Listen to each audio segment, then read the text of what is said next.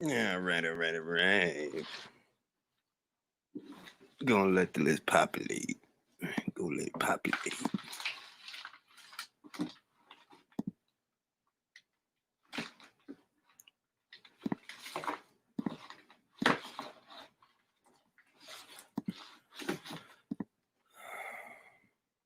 Gonna let it populate. Populate. Be on for a little while. You know. I seen an article that caught my attention. Didn't care enough to make a video segment about it because we've actually talked about it before, but it is something I'd like to discuss in real time. Briefly, because I ain't gonna be live too long anyway. You know. Yeah, no, let's populate real quick. All right, what's rocking, Nathan? What's goody, Outlaw? What's goody, Ivan? What's goody, Bass? Muhammad, Melvin Davies, Gatsby J. What's rocking with y'all? Just letting the list populate while we discuss this story very briefly. You know, but I see Errol Spencer's crying that Tyson Fury has American fans. I'm like, look, man, I'm gonna say that it's a lot of cats that misrepresent the US of A, man. I'm gonna say that all this crying that we be seeing, whether it's the fight fans and sometimes the fighters to a lesser degree, it's like, bruh, stop crying. People either gonna like you or they not gonna like you. It's not obligatory that they gotta like you, that they gotta root for you. They don't gotta do that. That's just reality, B. Like, how you gonna be mad that Tyson Fury has American fight fans? That's that's crazy to me. Like, so you gonna sit there and get mad that he has American fight fans?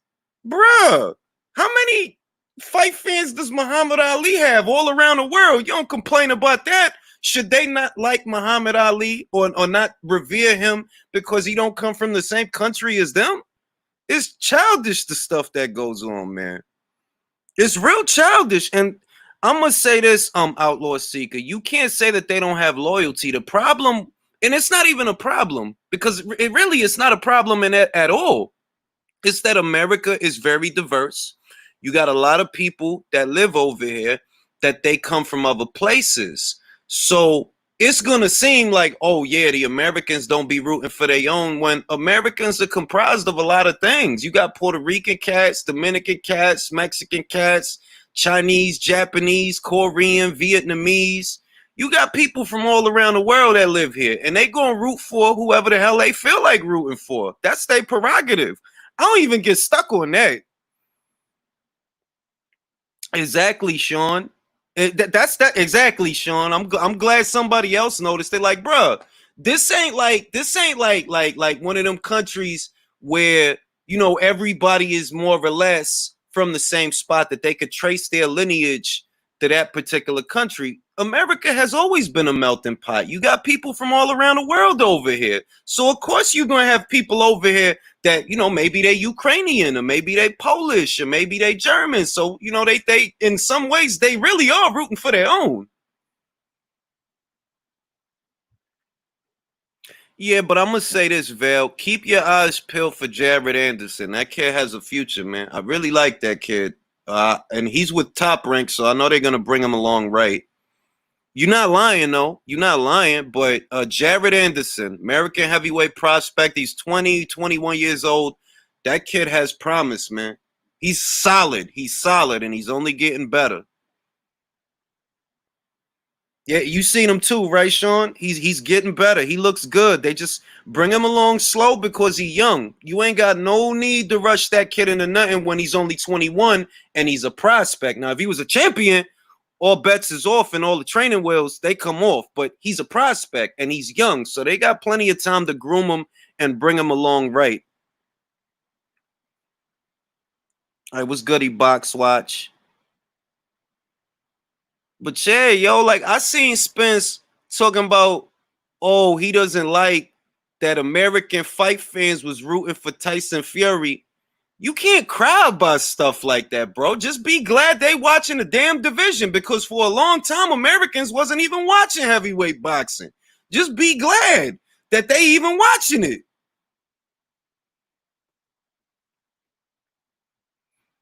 Supportive of skill heart. I'm gonna say this, Matthew. Whatever brings you to the sport, whether it's the local fighter, the flags, or whatever it is, right? That's your prerogative. You could choose whatever it is makes you watch the sport of boxing. It's just that if we gonna sit down and have a conversation about who the better fighter is, okay, that has nothing to do with location. That has nothing to do with ethnicity. That has nothing to do with flags or pigment. If we're going to sit down and talk about who the better fighters are, that's going to be based on skill. That's going to be based on resume. That's going to be based on accomplishments. But what it's not going to be based on is proximity or common denominators between the fighter and his fans. So it all depends on what kind of conversation you having.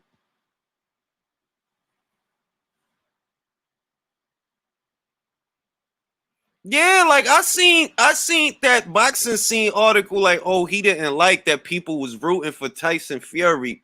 Man, if you don't get the fuck out of here, man, stop crying about shit, yo.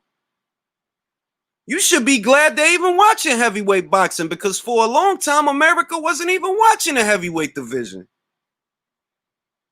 Now I gotta be a certain way. Oh, you gotta like stop trying to force people to like what you like, bro. Cause that's what it reads like to me. Stop trying to force people to look at things the way that you look at things. If you look at things a certain way, you should be happy with that. Be happy with yourself. Stop trying to force people to like what you like, man. Whatever the hell it is, make somebody root for somebody else. Yo, that's their problem. As long as you don't try to pass that off as something that it's not, there are no issues. You understand? But if we're going to have a conversation about, okay, well, who's the better fighter, or who has the better resume, or who is more accomplished, okay, now we got to deal with facts. But as far as what you like, that's your prerogative, man. I don't care about that. I don't care about that. That's your problem. You know what I'm saying? Shit. I don't think it's anything wrong with rooting for the local fighter. I don't think it's anything wrong with supporting your countrymen. I don't think there's nothing wrong with that either. You could do that till you blue in the face. Just don't try to tell me that one dude is better than another dude because you identify with him. You identifying with somebody don't got nothing to do with who a better fighter is. Shout out to Crazy D3. I appreciate that. Spence loves to refer to his Jamaican heritage whenever possible. Yeah, exactly, bro. Exactly. Which one is it? You like you telling people, oh, they got to root for their own. It's a clusterfuck, bro.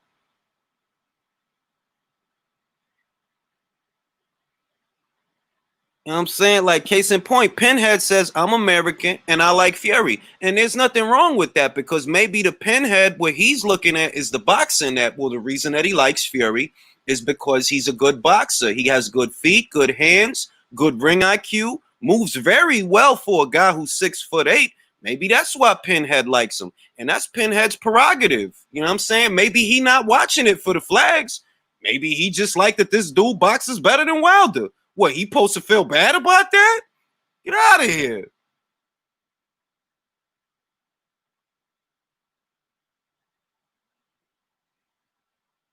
All right, what's rocking, John? You know what I'm saying? Shit.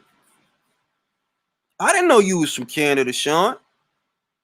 I didn't even know you was from Canada. I thought you was from the States. I dig it. You know, it's a lot of reasons you could like a fighter, man. Maybe you like the local fighter because he comes from the same streets as you do. Or maybe you root for your countrymen because they come from the same country as you do. Or maybe, you know, ethnicity, whatever it is that motivates you to watch a fight. That is your prerogative. And you are entitled to like whatever the hell it is you like. It's just that when we're talking about who a better fighter is, or when we're talking about who has a better resume or who's more accomplished, that is a very different conversation that is more conclusive and finite because it's based in facts. It's not based in preference. And those are more or less the kind of conversations that we have here on the channel, which is why when I see somebody doing that in the middle of that conversation, I'm like, bro, me and you talking about two different things, because I don't give a shit what you got in common with so-and-so. That shit don't mean nothing to me. So don't tell me, oh, I root for my. I don't care if you root for your countrymen because I'm not talking about your country. I'm talking about who the better fighter is. That's where conflicts arise. I appreciate that, Boxing God 7. I'm gonna catch the playback. I appreciate that, bro. I will. I'm gonna do my best.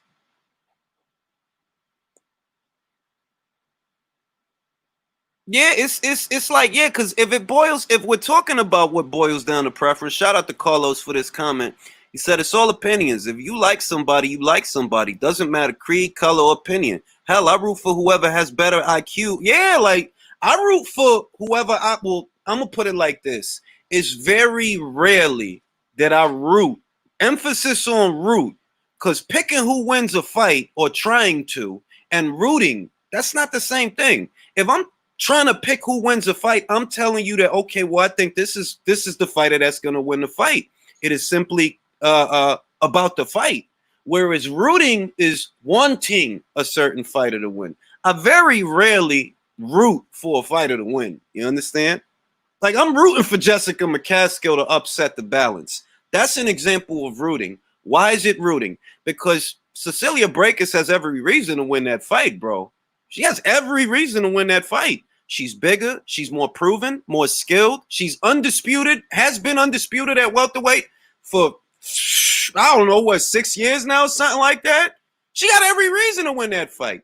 I just think it would be dope. Little Jessica go up there and kick ass. That'd be crazy. Like, bro, that'd be nuts if she win that fight. But I like them both, so I wouldn't be mad if either of them won.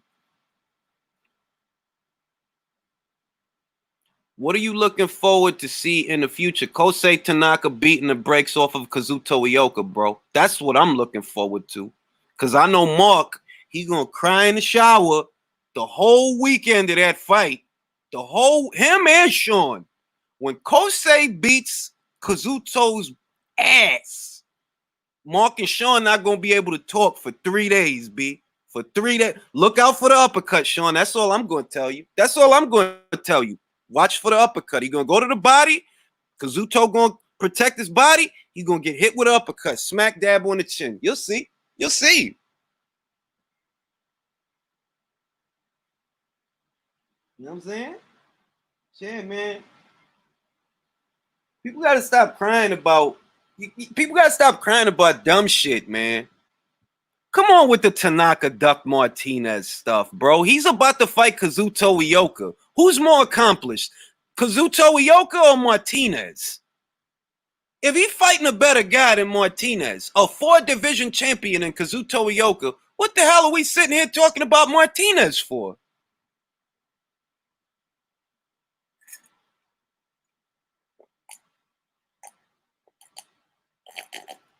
I agree with you, Leo. Some people really can't do both. They think that if I say this fighter's going to beat that fighter, oh, I'm being biased. Bro, I'm talking about the fighter. I ain't talking about where he's from, what kind of cereal he eat in the morning. I'm talking about the fight. Hey, what's good, Luis Puente? I'm not saying it wouldn't have been a war, Sean. I'm just saying that Kazuto is a more proven, decorated guy than Martinez, bro. That dude is a 4-division champion. Don't nobody know it because these articles and these boxing magazines, they only like to talk about what's popular. Reality is, yo, Kazuto's got a better, to me at least, no, matter of fact, not to me, he does. He has a better resume than Leo Santa Cruz. He's been a champion in more weight classes than Leo Santa Cruz. And I'm going to tell y'all something. If you don't like watching the lighter weights, all I'm going to tell you is you will see more action and more punches thrown watching Kazuto Ioka, and you will enjoy the fight more watching Kazuto Ioka or Kosei Tanaka than boring-ass Leo Santa Cruz, who, yes, throws a lot of punches, but don't fight nobody. Like, who has he been fighting the last 2 years, bruh? Who the hell are these people? That's another thing. Boxing just don't get the coverage that it deserves, man. I really and that to me is a travesty that you can have a guy like Kazuto and Kosei and motherfuckers don't even talk about them. Like, y'all really not going to talk about them to talk about Gervonta Davis or somebody like that? That's crazy to me. You don't cover boxing, bro. You don't cover boxing. I think it's gonna be Pablo Cano. I hope it's Pablo Cano. Actually, Luis Puente. I would hope it's Pablo Cano because they mentioned Abdul Kakarov, but I seen somebody mention Abdul Kakarov, but he's supposed to be fighting Lipinets in an eliminator, so I don't think it's gonna be Abdul Kakarov. I don't think it's gonna be Avanesian because Avanesian was supposed to be fighting Josh Kelly. I think it's gonna be Pablo Cano because he's the guy that don't got nothing to do. He ain't got nothing to do.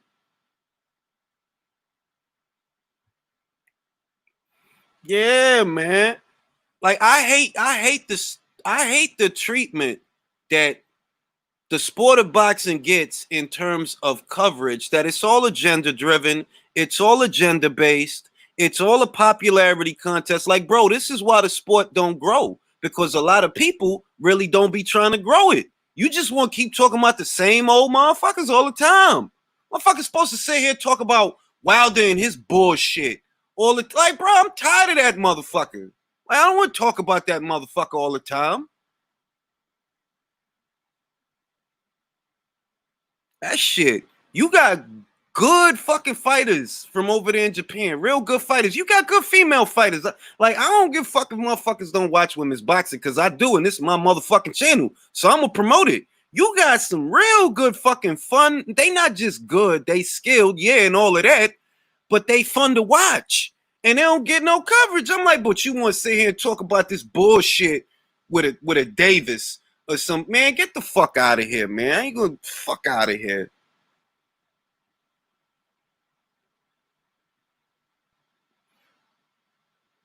I appreciate that, Nathan Kerr. I appreciate that.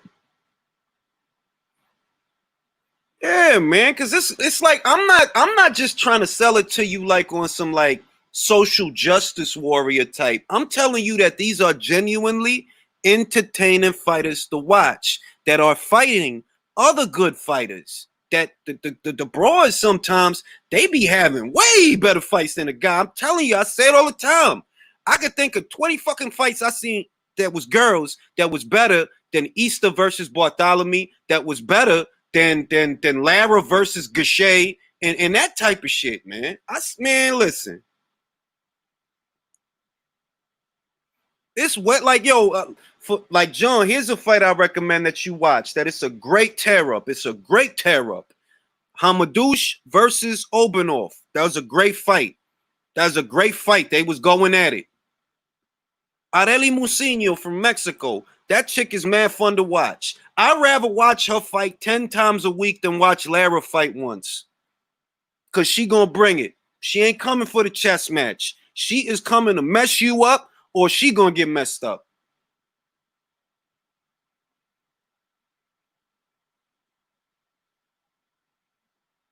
It is about popularity, Luis. You're right about that.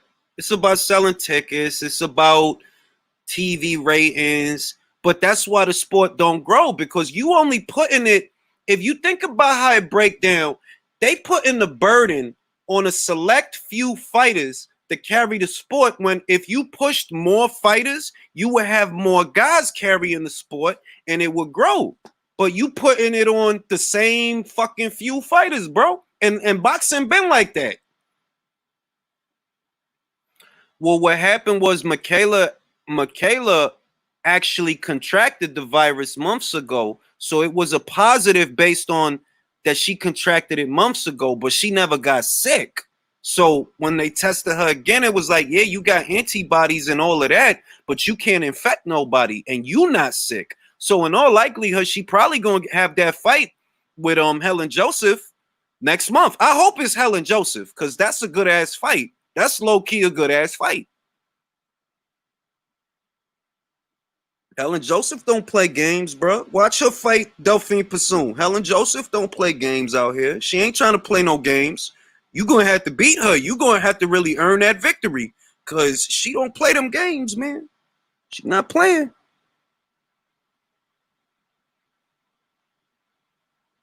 Yeah, Harper. That's another one. Terry Harper, man. Terry Harper, serious business, man. She about to fight Natasha Jonas, man. That's a good fight, man. Harper versus Jonas is a good fight, bro. I'd rather watch her fight I'd rather watch Terry Harper fight 20 times a week than watch Robert Easter once. Any old goddamn day of the week. Any old goddamn day of the week. Any day. Sport sports channels need to give boxers more shine. Yeah, man. I don't think Ryan's not dumb enough to let himself be thrown to the wolves, Luis. That's what I'm gonna say. Ryan is a shrewd businessman. He's a smart kid. I think he's being a prima donna, to be honest. I do. I think that you asking for too much, bro. Like, you know what's going on. What kind of money you looking to make when it ain't no audience? It ain't no audience, bro. There's no gate. So what the hell do you want them to pay you for fighting some no-name guy? Hell motherfucking no, Sean. I don't want them guys. Them guys shouldn't even be allowed to fight again. How terrible. Them guys shouldn't. They should stop them. Like, if them dudes even look in the same direction as each other, it should be a referee like, no, nobody want to see y'all fight, bro. Nobody want to see y'all fight. Nobody want to see y'all fight, man. This is real shit. Like, bro, fight anybody but each other, man. Do not fight each other, bro. Nobody want to watch that shit. Because that's how fucking bad it was. That's how bad it was. And like, dog, why are y'all fighting, dog? For what? Nobody even want to see this. Shit, man. Shit, I heard Robert Easter went up to 140 anyway. I don't know who is he gonna fight at 140, bro? All the belts is on the top rank side of things. Josh got 2 and Jose got 2. Who is Robert Easter gonna fight? He gonna be another one. WBA Latino belt. WBA Pacific Islander belt.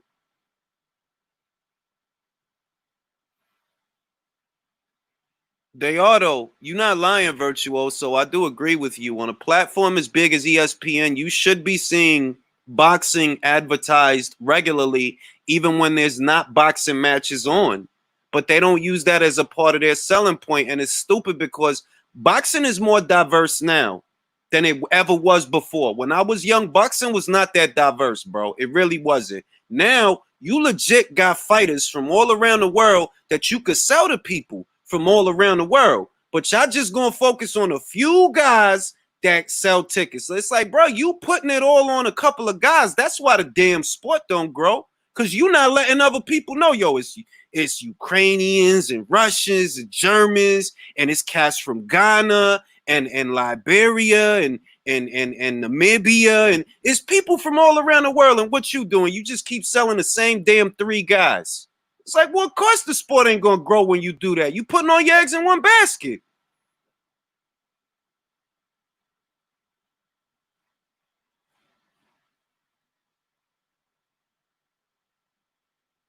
That shit crazy to me. Like, if you got a diverse pool of options that you could use as, for your marketing, why the hell you keep focusing on the same people? Oh, because they sell tickets. Well, ain't nobody else gonna sell tickets if you don't push them.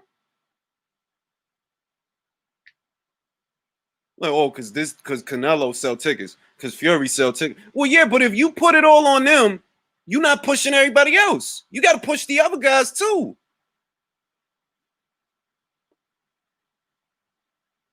I'm not going to say that, Box Watch, because Terrence Crawford, if Terrence Crawford is not bigger right now, look, before Terrence Crawford, before this became a thing, right? The spans, stupid PBC, all this bullshit. Remember, Terrence Crawford had the most watched fight of the year, and I believe it was 2018. His fight was more watched, not just than every other boxing match, but than every other UFC fight.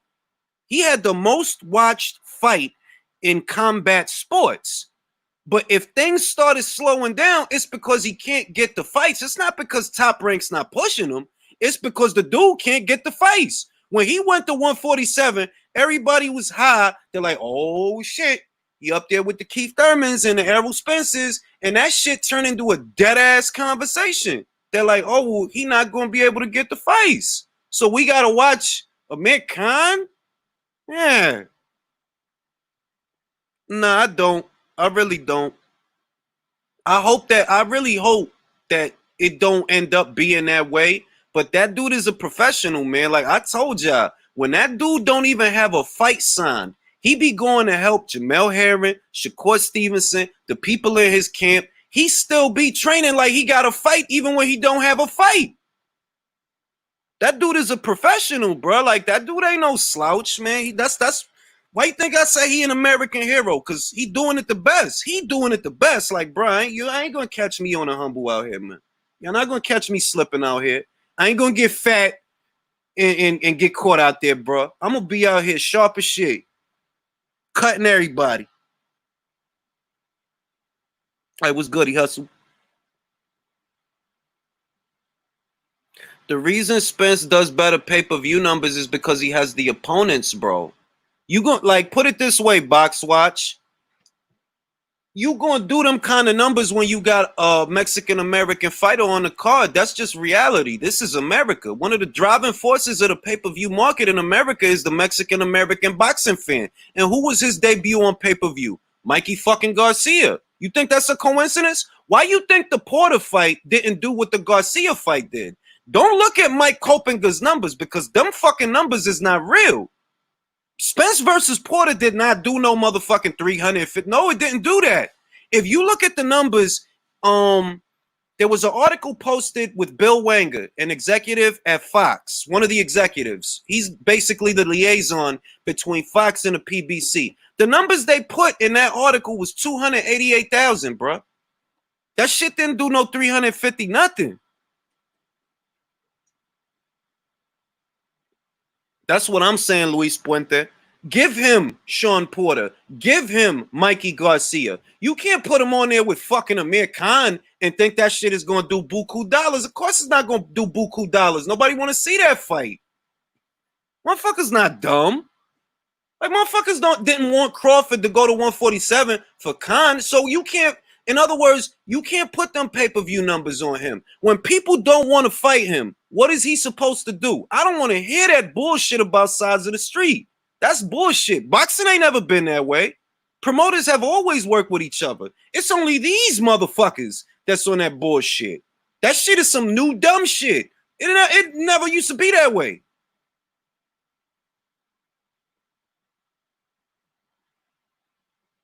It's about the opponents at the end of the day. Like, yeah, you gonna do better numbers. Why? Because you was in a unification fight with Sean Porter. You had Mikey Garcia there helping you sell a fight. You know what I mean?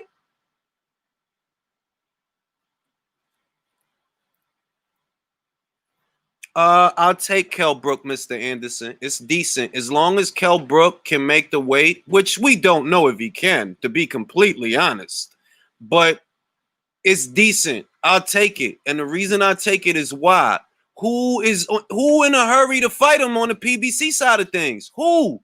Danny didn't want to do it. Keith talking shit, but Keith don't even want to decide, like, yo, what do you want to do, bro?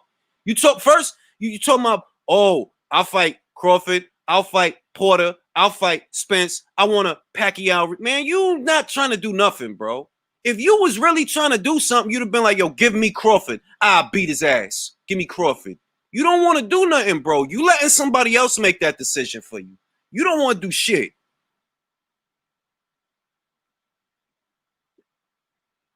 I would say to a degree, but you got to remember what the virtue of the exclusivity deal is. And you got to remember what kind of fighters get exclusivity deals. Not every fighter has an exclusivity deal. That's the first thing. The second thing is it's kind of beneficial for the fighter because it guarantees the fighter that he's going to get X amount of dollars at the end of the deal. So you benefit from that because the network has made a commitment to you and they're invested in you. It's not that exclusivity deals are bad. You understand? It's not that they're bad. Sometimes they could be good for the fighter. Remember Floyd's exclusive deal with Showtime. That was one of the biggest fucking deals at the time. So it's not like it's a bad thing. It's just that promoters got to be willing to work with each other and be realistic. You got to be realistic. If this guy is getting more money on his side of the street, then yo, be real with yourself. Don't hide your boy from him. If you believe in your boy, send him over there. Tell him to beat that dude's ass. Come back with a belt. That's what Top Rank did with Jose Ramirez. That's what Top Rank did with Alexander Vosdick. They could have hit away Vosdick, but they was like, nah, he'll beat Stevenson. Send his ass over there. Y'all want a purse bid? We don't care. We'll send him over there. He's going to come back with your boy's belt. And that's what he did. All of those things, Audi, all of those things, everything that encompasses, bro. Yeah, word. Keith want to fight everybody, but we know damn well bro, you ain't, man. You know what I mean? Like,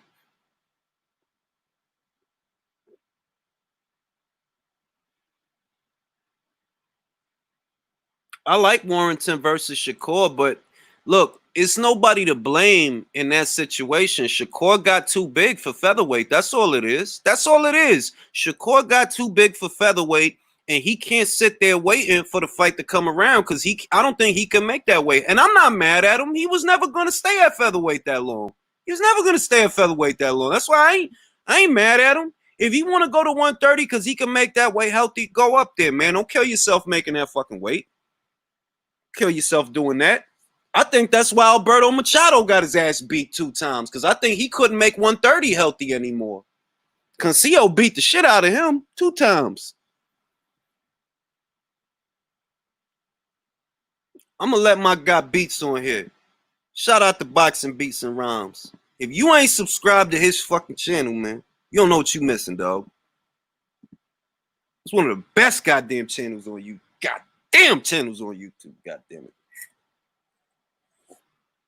But just to address the point, look, I'm not against people that want to root for their own or whatever. I don't care, because to me, I don't care about that shit.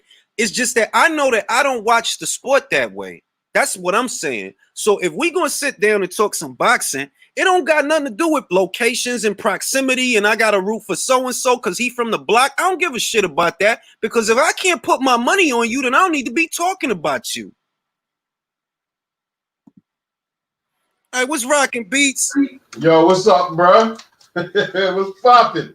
Did you hear Errol Spence crying about the he don't like that Americans is rooting for Tyson Fury? I mean, he sounded pathetic, man. He really sounded pathetic. Yeah. Man, they should be grateful to Tyson Fury. You know, all they had to do. See, the thing is, it's all about winning. If you had won the second fight, they would have had momentum. His fan base would have been gaining momentum. Whether they're turning up to see him lose or win, you gain momentum, you know? That shit, it's like, I don't like the way that American boxing is being represented, because they making us look like some old crying ass motherfuckers. Like, oh, we gonna cry because Fury has American fans. Like, man, stop begging motherfuckers to like the guy you like, bro. If the guy you like is every inch the fighter that you think he is, it'll happen on its own. But stop begging me to like him, dog. See, this is what it comes down. It comes down to they don't like the humiliation they're getting in losing. Oh, everyone's against us. They just don't know how to deal with the loss, right? If they had won that fight, they would have been, oh my God, like, yo, they would have been all high and mighty and all that. But they lost. Look, take your L. Go take your L, man. They don't know how to do that shit, man. Because it's like, I think it's because this era, right? People get to talk shit more often because of social media. So you have an amount of shit talking going on that has never been talked before. Like, motherfuckers talk shit all day, all week, all month now on some boxing shit. So when you talk that much shit and you come up wrong, it's that much worse, dog. Like, damn it, you've been hyping this dude up for like 1 million fucking episodes and shit. And he just got his ass beat, yo.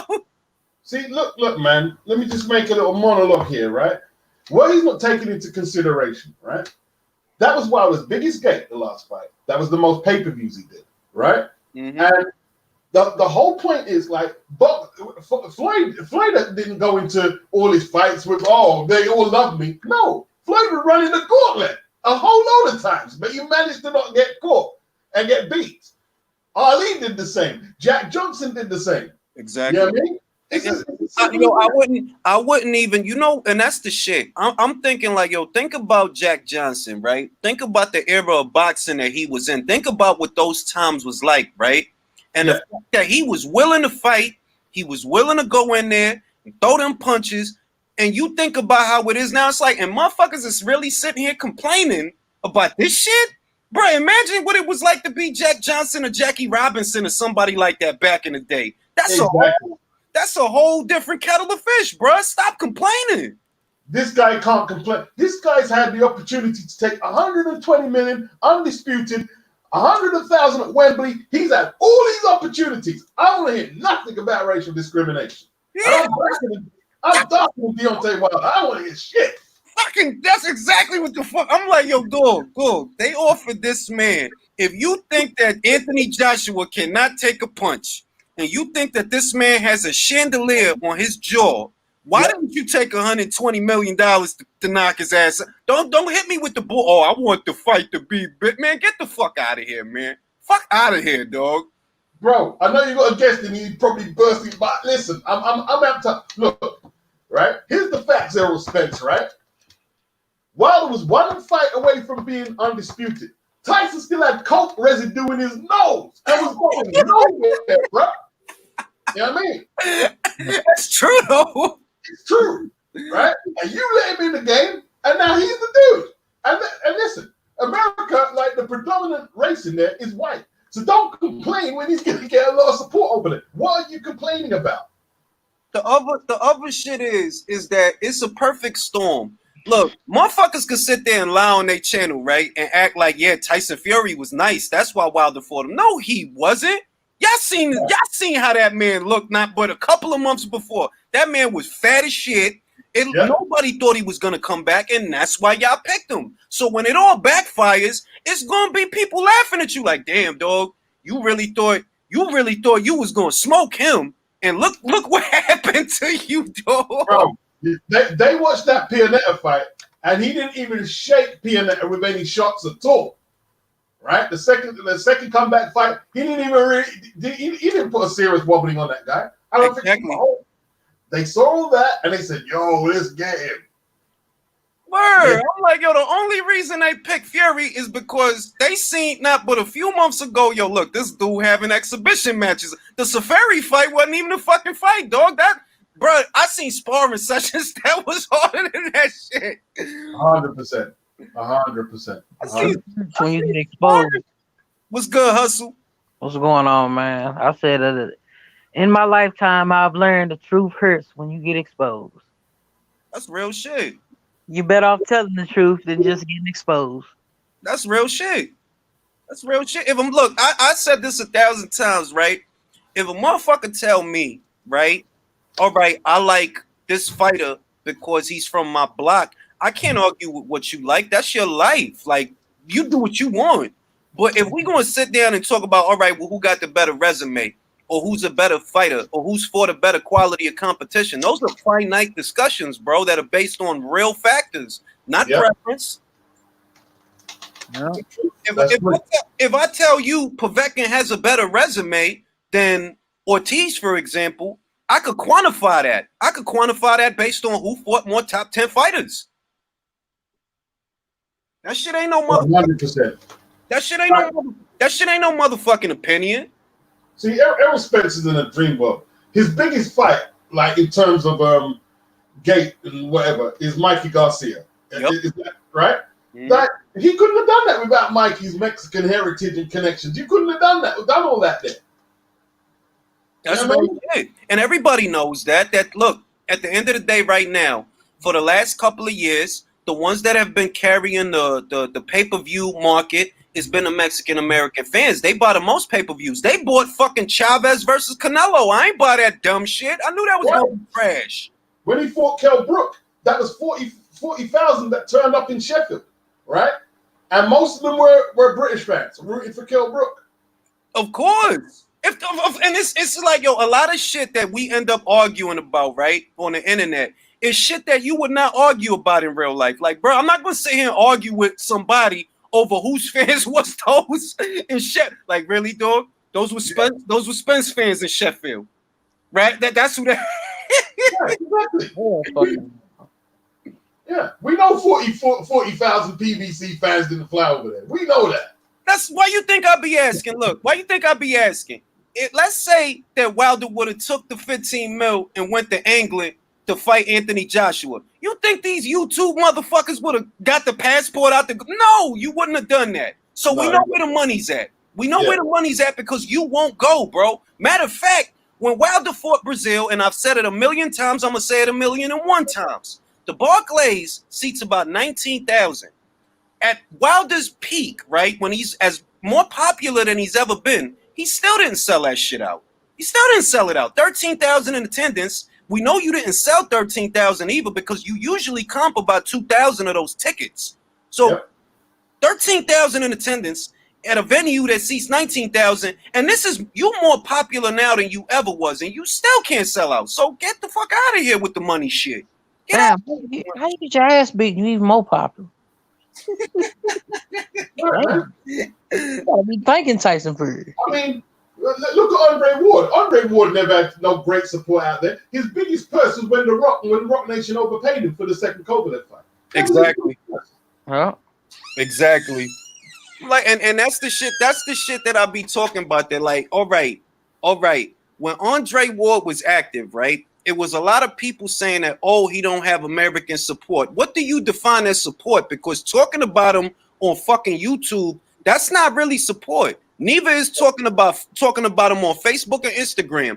Did you buy the fight? That's what I want to know. I bought both of them fucking fights. I bought both of them.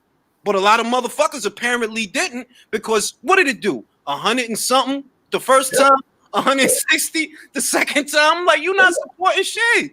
Tanked. It tanked. Andre tanked, man. You know what I mean? Bottom line. And I think what it's down to, he can't really sell himself like personality-wise. He doesn't really have a personality, right? He's not explosive. He's not a knockout puncher or anything like that. So it's difficult. And look, they can't just put it down to color. Mike Tyson, like, listen, you want examples? Mike Tyson, Sugar Ray Leonard. You can't name no contemporary white American fighters as big as them. Exactly.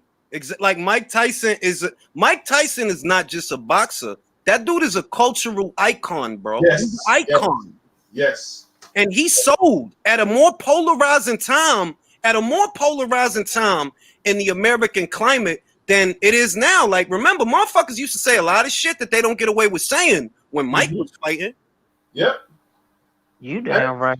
Even you go down the way back then. Hagler, Sugar Ray Leonard, Hearns, Aaron Pratt. Hey, listen, people love African American boxers and Puerto Ricans. Benitez, Rosario, it was the other one. Gomez. Yeah. Cotto, Camacho, Hector. They love them. You know what I'm saying? That's why when I hear that argument, I'm like, yo, that's why when I hear that argument, I get agitated. Like, bro, stop peddling that shit because what you doing is you causing division. Reality is you're mad that a guy you like, a lot of other people don't like. Well, oh motherfucking well. That's like getting mad over what cereal I choose to eat in the morning. If I like Captain Crunch and you want to eat Raisin Bran, that's your fucking problem. That's not fuck. Yeah. That's it. Stupid shit. Stupid shit. That's like I don't get that at all. I mean, he puts on the Rocky costumes, the wrestling costumes, and they like the show. People like the show. You can't argue with that. You can't. I mean, people argue with that. You can argue. See, this is what I was saying. I'm making a video on it currently, right? The Klitschko's, are European, like Jerry Cooney, like Tyson Fury, are Europeans, but they're different European to Canadian, British, and American Europeans. They ain't gravitating to the Klitschko's. Right? Exactly. And somebody tried to say, oh, the Klitschko's are boring. Listen, if you think Vitaly Klitschko was a boring fighter, you weren't studying and you weren't absorbing what he was doing in the ring. He was far from boring. And I'm glad you brought them up because that's the perfect example. If it's so fucking easy, if it's just about pigment in America, right? If it was all about that, right? Like as far as what are boxing fans watching, then them two motherfuckers would have blew. But did they blow in America? No, they didn't want to put them on TV. They didn't want to put them on TV. So don't hit me with they only trying to push certain. No, they trying to push who people like. So if people don't fuck with you, they don't fuck with you. And it ain't never been different because boxing is affected by the fans more so than any other sport. The fans are the lifeblood of the sport. Simple as. It's as simple as that, man. It's as simple as that. When you've got that chemistry and you're sellable, you'll blow. It doesn't matter what color you are. You will blow. You need the chemistry. Yeah, I heard motherfuckers talking that shit. I'm like, look, man, if what these motherfuckers were saying was true, then the Klitschko brothers as a package would have blew. But they never blew. And it's true what Beats is saying. The Klitschkos wasn't boring, dog. Don't tell me that shit. I seen some god-awful motherfuckers in the ring. But them two is not them. Them dudes was nice. I respect they ring. They was nice. To be honest, I can see what them saying with Vladimir, like the Ibragimov fight and the Shagayev fights. They were a bit tedious, and the Eddie Chambers. But Vitali wasn't boring. Vitali didn't do that shit, though. Vitali was taking heads off, bro. I used to love watching Vitali because he had the fencing stuff. I mean, he wasn't boring. You know what I mean? He wasn't boring. It's just motherfuckers to sit there like, all right, you want to talk about boring? Let's talk about Chris Bird, all right? No. Let's talk about Chris Bird if you're going to talk about boring. Yeah, Chris can speak it out. You know what I'm saying? Shit. I'm like, look, man, at the end of the day, it's a lot of narratives. And when I see a pro fighter sitting there crying that, I don't like seeing guys in America support. Man, if you don't get the fuck out of here, man, stop crying about that dumb shit. At least they're injecting money into the sport. That's what the sport needs. Exactly. You think he would have bought, he wouldn't have brought this up if Wilder had won. That's what I don't like. This isn't a support thing. He wouldn't have brought this topic up if Wilder had won the fight. Of course not. It wouldn't have made a fucking difference. It wouldn't have made the least bit of fucking difference. Yeah. If he'd won the fight, he wouldn't have been talking about that shit. Nope. He's two-faced, man. Two-faced, Let me address P Boxing's comment. He said boxing has always been about race. I'm gonna tell you something, bro. I'm not gonna deny that it has roots in that. It's just that this is 2020, and I'm not watching the sport for the same reason as you. If that's what you think, you understand? Like when you watch a boxing match, maybe that's in your mind, but I'm literally trying to see who the better fighter is. So you can't say that's unanimous. You can't say that's across the board. I'm not worried about what the guy looked like. I'm not worried about. I don't care what flag he fly. I don't care what kind of cereal he eat. I don't care about that shit. I'm just trying to see who the better fighter is. All right. I believe you're 100%. What you said there is sincere. I can feel it. But I reckon P Boxing is probably onto something. I reckon maybe 80% see race when they see a boxing match, especially the casuals. I agree. Maybe they do. It's just that remember the setting that the conversations are happening. If you tell me that, right, the first thing we gotta look at is, okay, am I a casual boxing fan? No, I am not. All right.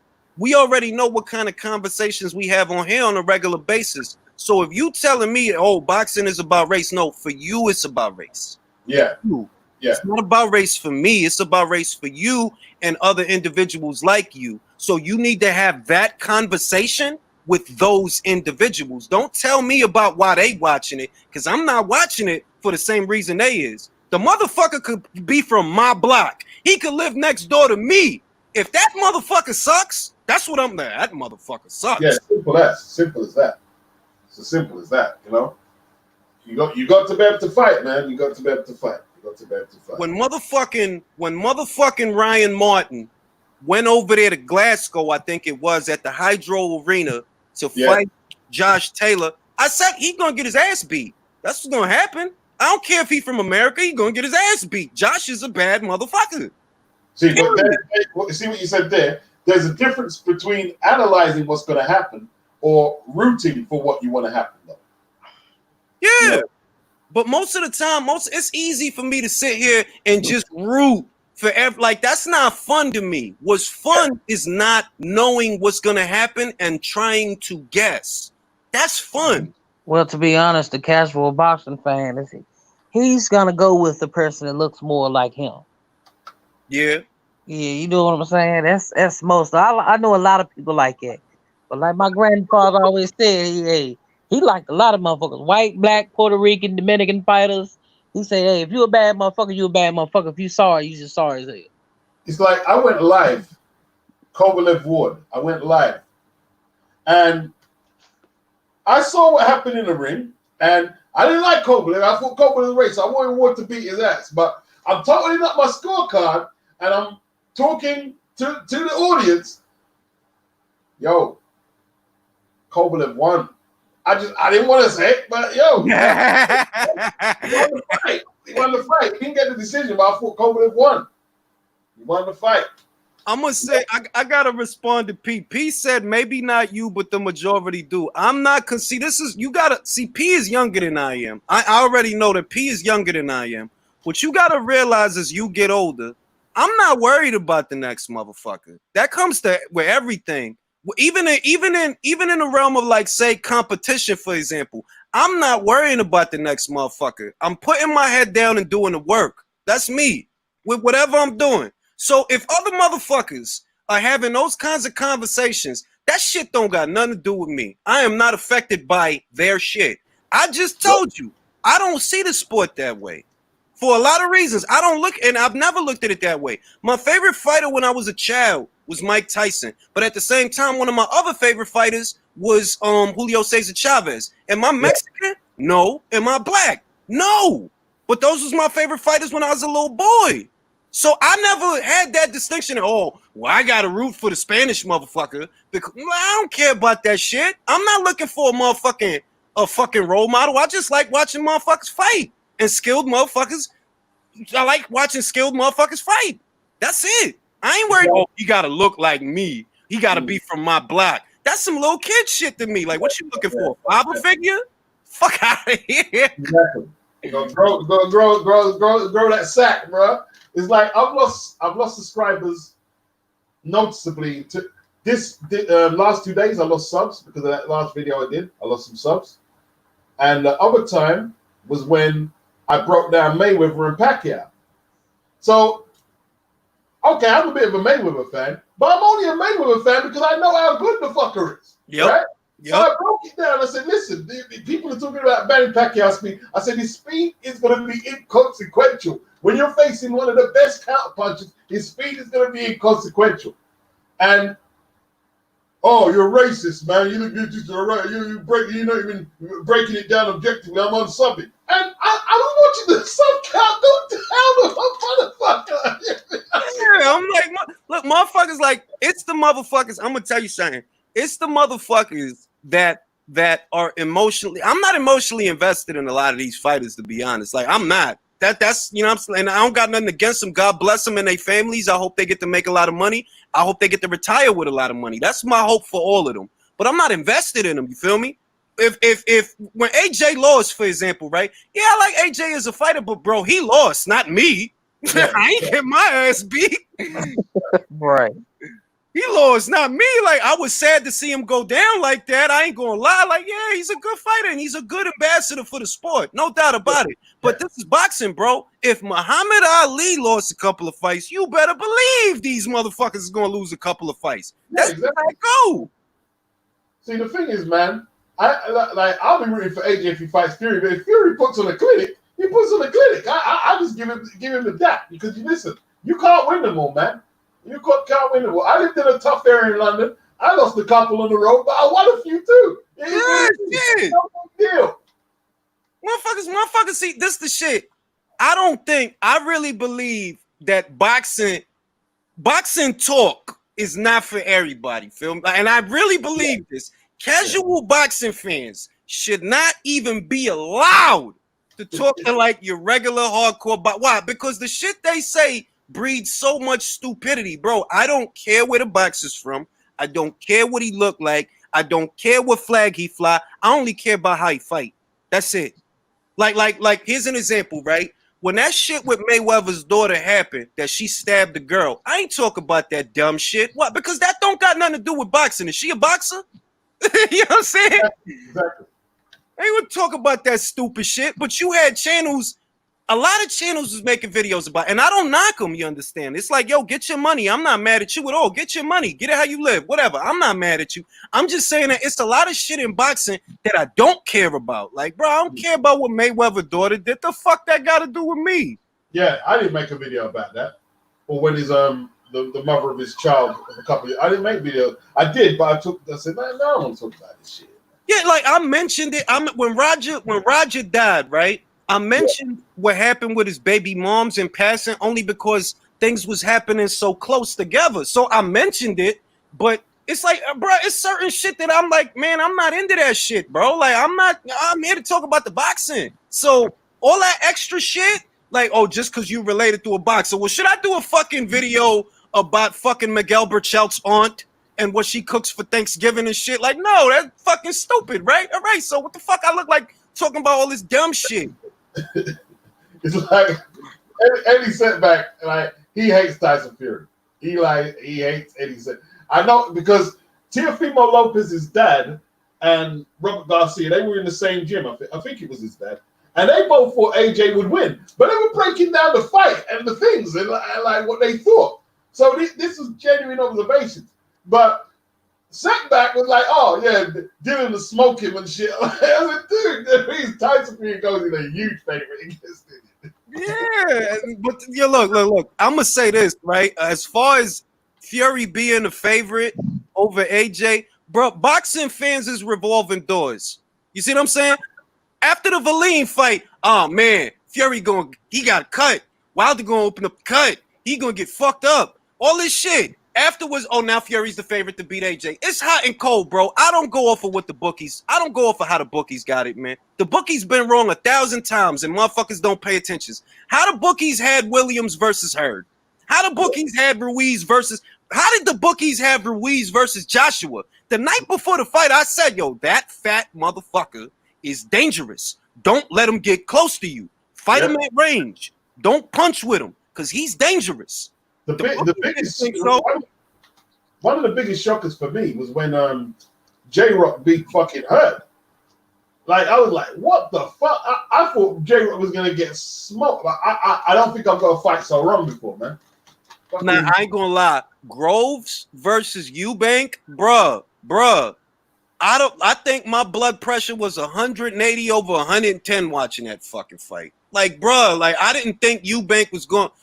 I was embarrassed. That's how bad I was embarrassed. Like, oh my God. Yeah. Shout out to George Groves. Yep. Groves is a good fighter, man. Hey, I wish people would quit saying like AJ quit. He didn't quit. People need to know the difference between quitting and looking for time, which is what he was doing. He was hurt. Bro, listen. Whoever said that corny shit, a dude don't get knocked down 4 times and get up 4 times and quit. That dude was out. He was out on his feet, but he kept getting up. So if a motherfucker try to sit here and tell me, oh, he quit, bro, I ain't even listening to you, dog. Go ahead. You probably thought Andy was going to win the second fight. We all know it, and you feel silly. So you got to say stupid shit like that. Everybody wrote this man off after the first fight. Everybody, they man, they woman, and they dog wrote him off. So I'm not entertaining no more silly ass comment like, oh, he quit. Bro, the dude got up 4 times after being knocked down. You don't realize this dude was out on his feet. He ain't even there mentally to quit. He's knocked out. He just keep getting up. But you gonna tell, all right, bro, all right, you got it, bro. You got it. You the motherfucking guru. You gotta know the difference. I guess Sugar Ray Leonard. I guess Sugar Ray Leonard ran in the rematch against Duran. And if you're saying AJ ran, I guess it's stupid. It's stupid. That's another thing. It's stupid shit like that. Like, bro, it's boxing. It's not rock'em sock'em. It's boxing, and it has always been boxing. You got to use your legs, not just your hands. If you know that this little fat man needs to get close to me to hit me, why the fuck would I let him get close to me? That doesn't make sense. The shit that got me was Andy Ruiz told him to his face that he quit. Word. I was like, nah, that's fucked up. Nah. He know that man ain't quit. At the end of the day, that dude was incapacitated. That's my view of it. You got Yeah, knocked he down fucked 4 up. times. You are concussed. How do I know he was concussed? Because he had to stay in New York City for a couple of days. He didn't even get to leave. He had Yeah. to stay because he was concussed. You cannot board a plane when you got a concussion. He had to stay in New York riding bikes and shit, smiling and shit. I'm like, yo, AJ still knocked out, B. He He can't. stayed like 3 or 5 days, didn't he? Yeah, man. I'm like, shit.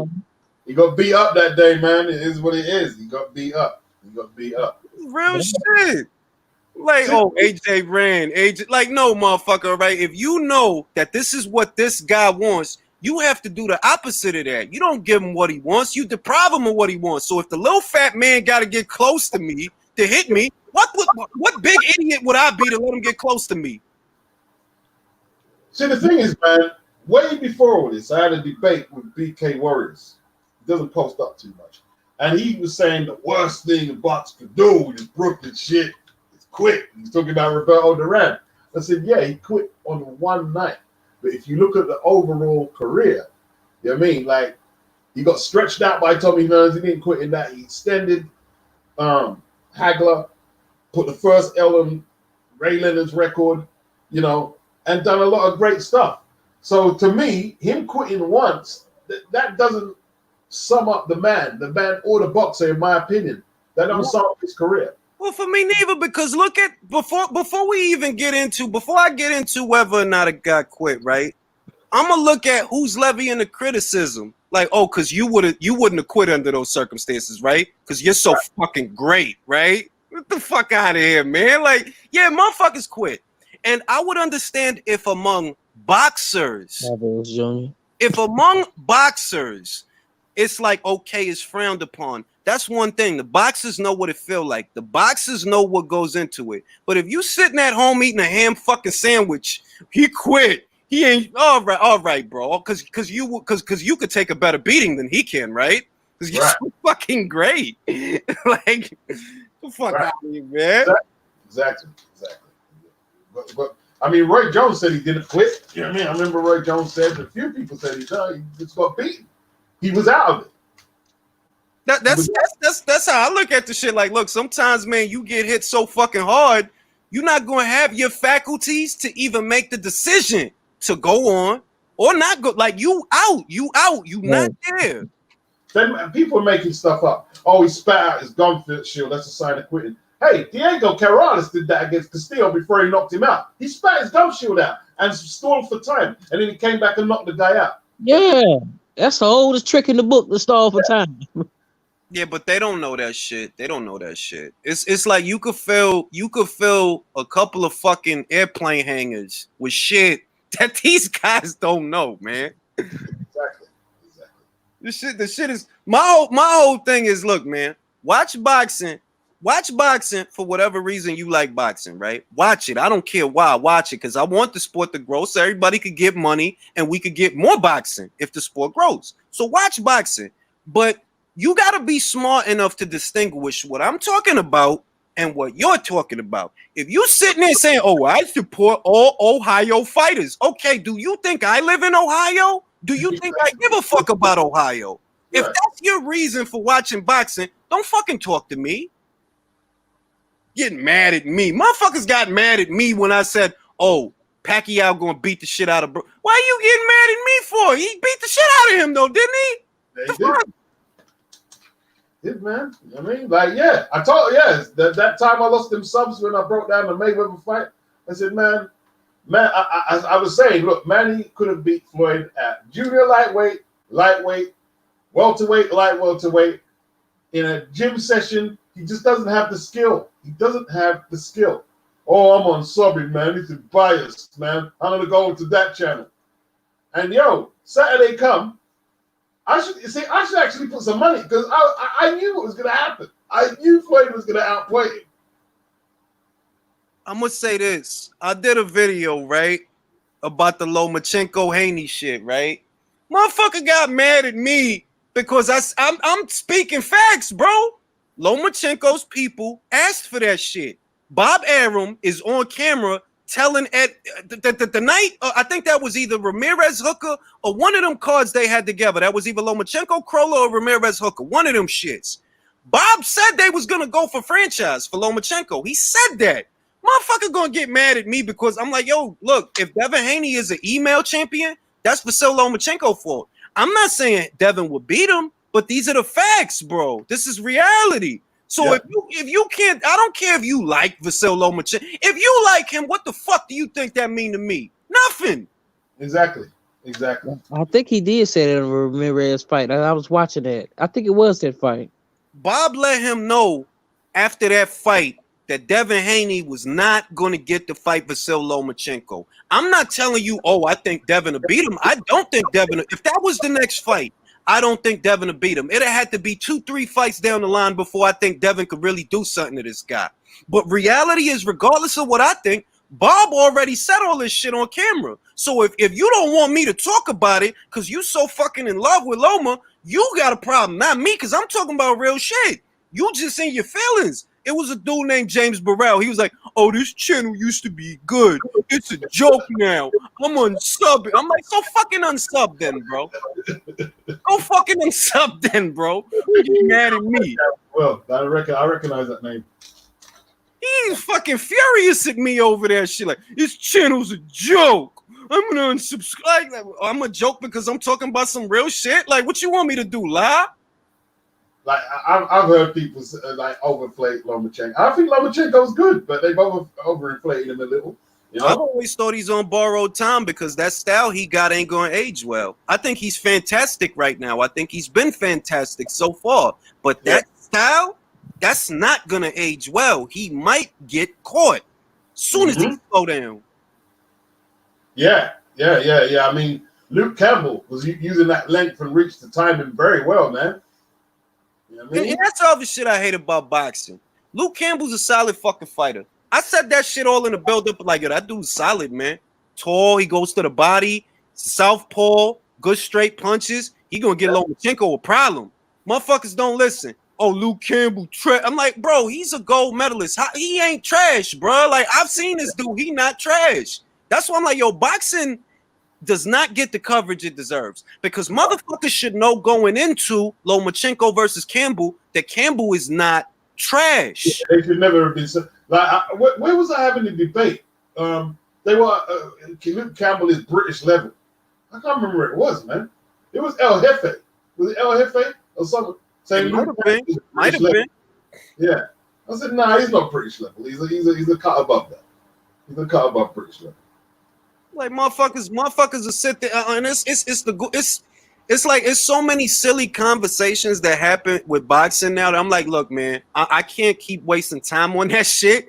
I'm gonna just cover the news, man. I'm gonna just cover the news, and because it's too much stupid shit out there. And I'm like, bro, these motherfuckers don't know what the fuck they. I said that was gonna be a hard fight. Watch the video before the fight. The date is there. The date is there. The date. It remind me of the Regis Prograis and Josh Taylor fight. Yo, I'm at work. Dude's arguing. He said, man, I put 200 on goddamn Regis Prograis. He'll beat that white boy's ass. I said, you really gonna put 200 on it? He shook his head. He said, y'all don't know what the fuck y'all talking about.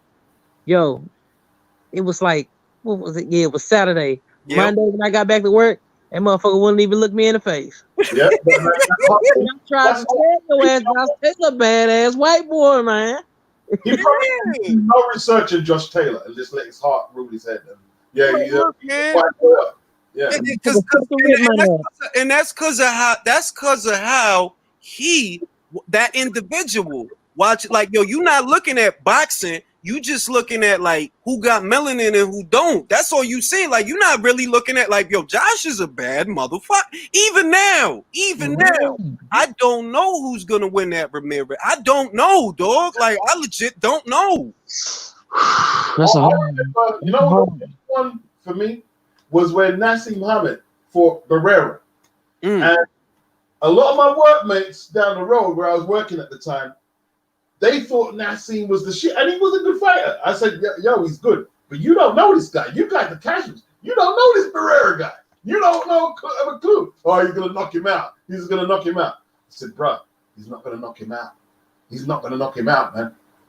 And listen, when I came into it, I just and they were something that listen, man, they just had to bow. They just had to bow and just let me teach the class that day about that master class. Bro, Mungia Ali, right? I said, yo, Gia's gonna fuck him up. Then this is when I was on Facebook more than YouTube. At that time, I was really more in the Facebook group than I was making YouTube videos, but I did do a YouTube video about it. It's like, yo, Mungia is gonna fuck. Nah, Ali just beat Kodo. Mungia never fought outside. I'm like, bruh, he is gonna fuck Ali up. Watch. Lo and fucking behold, he bounced his ass off the canvas like a fucking football. I'm like, bruh, stop arguing about shit. If I'm telling you he's gonna beat his ass, watch this fight, watch these fights, and then watch this fight. Stop arguing with me, dog. Stop it. Was that fight at the Barclays? No, I don't think that fight was at the Barclays. It was MSG, was it? It wasn't the MSG. Yeah, I don't want to say it was in New York though. Because Coach fights in New York. I don't really think it would have helped Ali. Like Ali did not belong at. Like, look, man.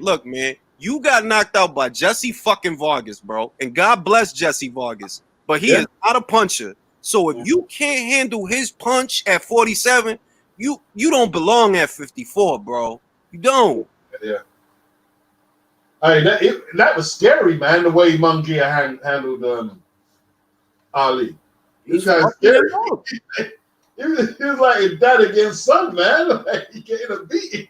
And it's the shit that killed me. This is why these PBC arguments that I always have, this is why they kill me. Before Saddam Ali landed that fight, they offered that fucking fight to Errol Spence and Mikey Garcia. Why they turned it down? Why they turned it down? And you gonna tell me that they not stopping those guys from having opportunities? Imagine if Spence, if Saddam Ali that night was able to do that to Miguel Cotto, imagine what Spence could have did at 54. At 54. Doesn't push himself. That's the thing. Don't push himself. And you want to complain about support? I mean, see, you bring up a good point. You're complaining you ain't getting on. Go up to 154 and beat one of them guys and make people look at you. Just imagine if he would have beat remember, Cotto looked good against Canelo. He lost. Some people thought he won, a few people, but better still, he looked all right. He looked all right against Takeshi. That wasn't Inoue. Who was that guy?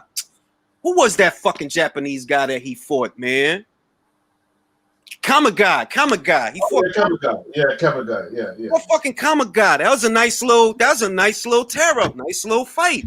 So imagine if Spence would have walked in there and this dude beat Cotto worse than Canelo did. Bro, your buzz would have been off the charts. Nah, I'm supposed to be high on you beating fucking Mikey Garcia? Fuck out of here, man. Weak ass shit. Hell yeah. He's complaining about Wilder. Maybe if Wilder had tried to go for undisputed against Klitschko them years ago, he could be onto something now. But he didn't go for it. He didn't go exactly. And I've been saying that. Like, all right, look, you had 4 or 5 years to get to Vitali. You didn't fucking do it. Fine, I'll take it. Maybe you wasn't ready, but you ain't got no motherfucking excuse for that Vladimir shit. You should have at least been able to get to him, and you didn't do that either. You let Tyson Fury come in and do all the fucking work. Right. Hell yeah. And then AJ got to run around like a chicken with his head cut off, collecting all the belts because you don't want to fucking put up no money for nobody. Fuck you. Fuck you. Get the fuck out of here. 100%. You know what I mean? That's see, and it's partly Al Heyman's fault too, because you want a fan base, you've got to pitch up the money to make them fights. Pitch up the money to collect them belts. He didn't pitch up the money for Parker or Charles Martin. He didn't.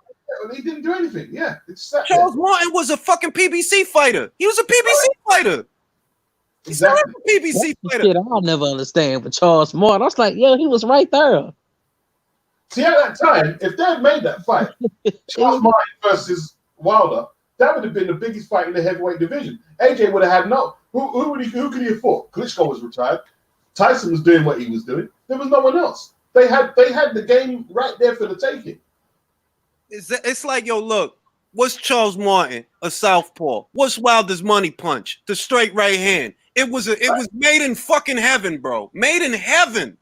What y'all do? Y'all let Eddie put up the money because y'all don't want to put up the money. I know what the plan was. You gonna let AJ do all the fucking work, fight for all the belts, fight for all the contenders, so you could attach your name to his name. Mm-hmm. Over here fighting with his money, shit, they ain't gonna be able to put up money for nobody in the future. Shit. Like, man, I don't like slime ball shit. Like, I don't like slime ball. Like, you a slime ball, bro. You don't want to put in the work, bro. This dude, he only had what? Motherfucking, he only had like 16, 15 fights or some bullshit like that. Fighting for a title. You fucking had 32 fights in 7 years in the game. That's when right. you fought for a title, he only had 3 years and 15 fights. That's right. He should have been down for whatever. By 32 fights, he should have been ready for anything. And then go and ask for, I want 50. You could suck my dick 50 times is what you can do. That's what you can do. That's what get me mad about AJ, though. I'd have told Wilder, you want 50%. Here's what you do. Suck my dick 50 times is what you can do. That shit is not going to happen. You don't deserve it. I'd have been the whole 2017, I'd have been pointing my finger in every camera's face. Wilder, you don't deserve 50%. Get your bank up. You got here before me, and you make less than me. You only got one belt. I'm not giving you 50%. You slime ball. And you see, what they tried to put that down to English privilege and shit. No, nothing to do with that at all. Nothing to do with that.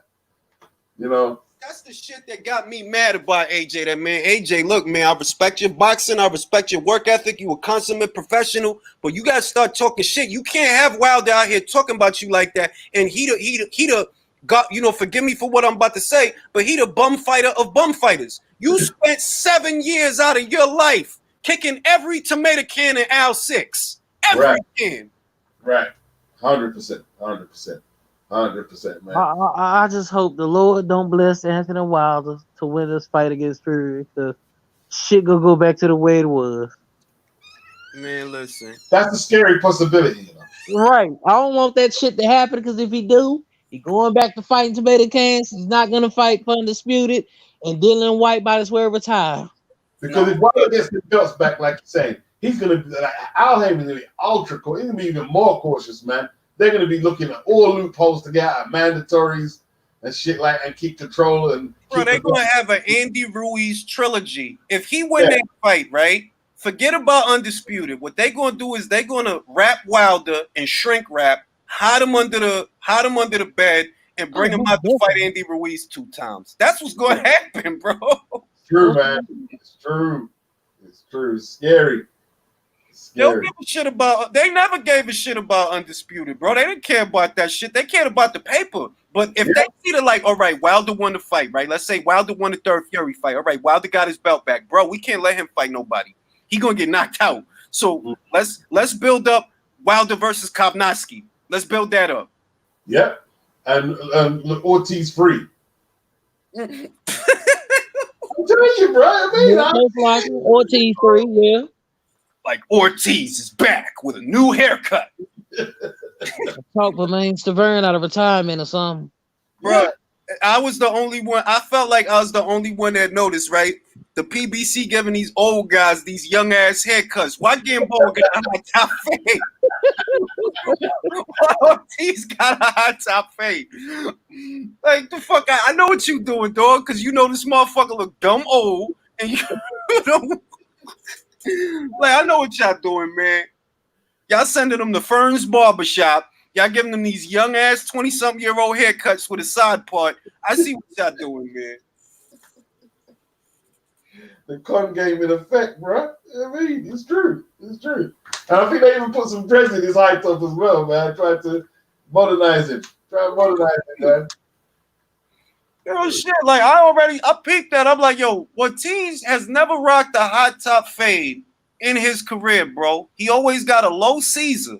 He never rocked all of a sudden, he got the fade on the side with the line. I remember parked off Grand Theft Auto. At one stage, he had his hair blonde. I remember he had his sprayed blonde. There was one period.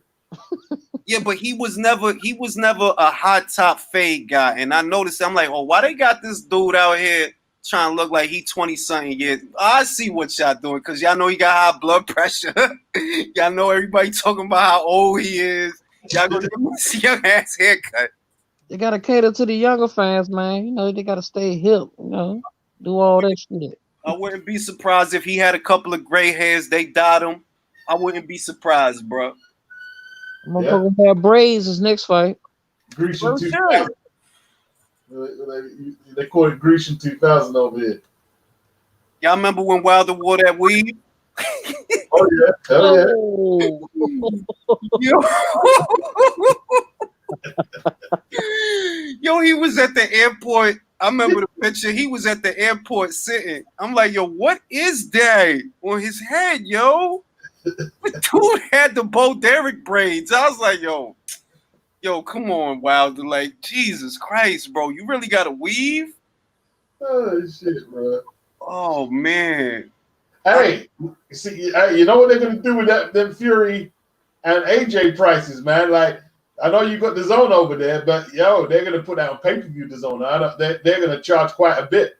They're bumping up the pay-per-view prices over here, like with 150 percent increase or something. Yeah.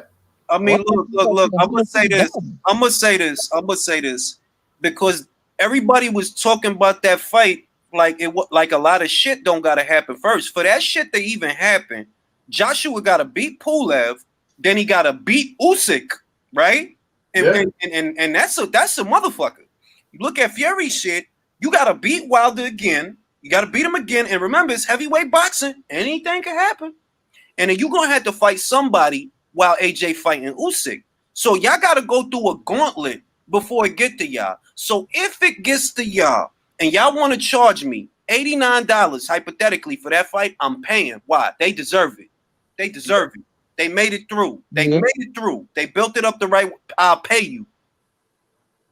That shit ain't no motherfucking Errol Spence, Mikey Garcia. Like, bro, you asked me to pay $89. Guess what I'm gonna tell you to do? Suck my dick 89 times, because I'm not paying for that fight. Hey, listen, man. I don't think one of them's ain't gonna get through both two fights. I don't think to get down. I got a feeling that something gonna happen. Like, it's too good to be true, man.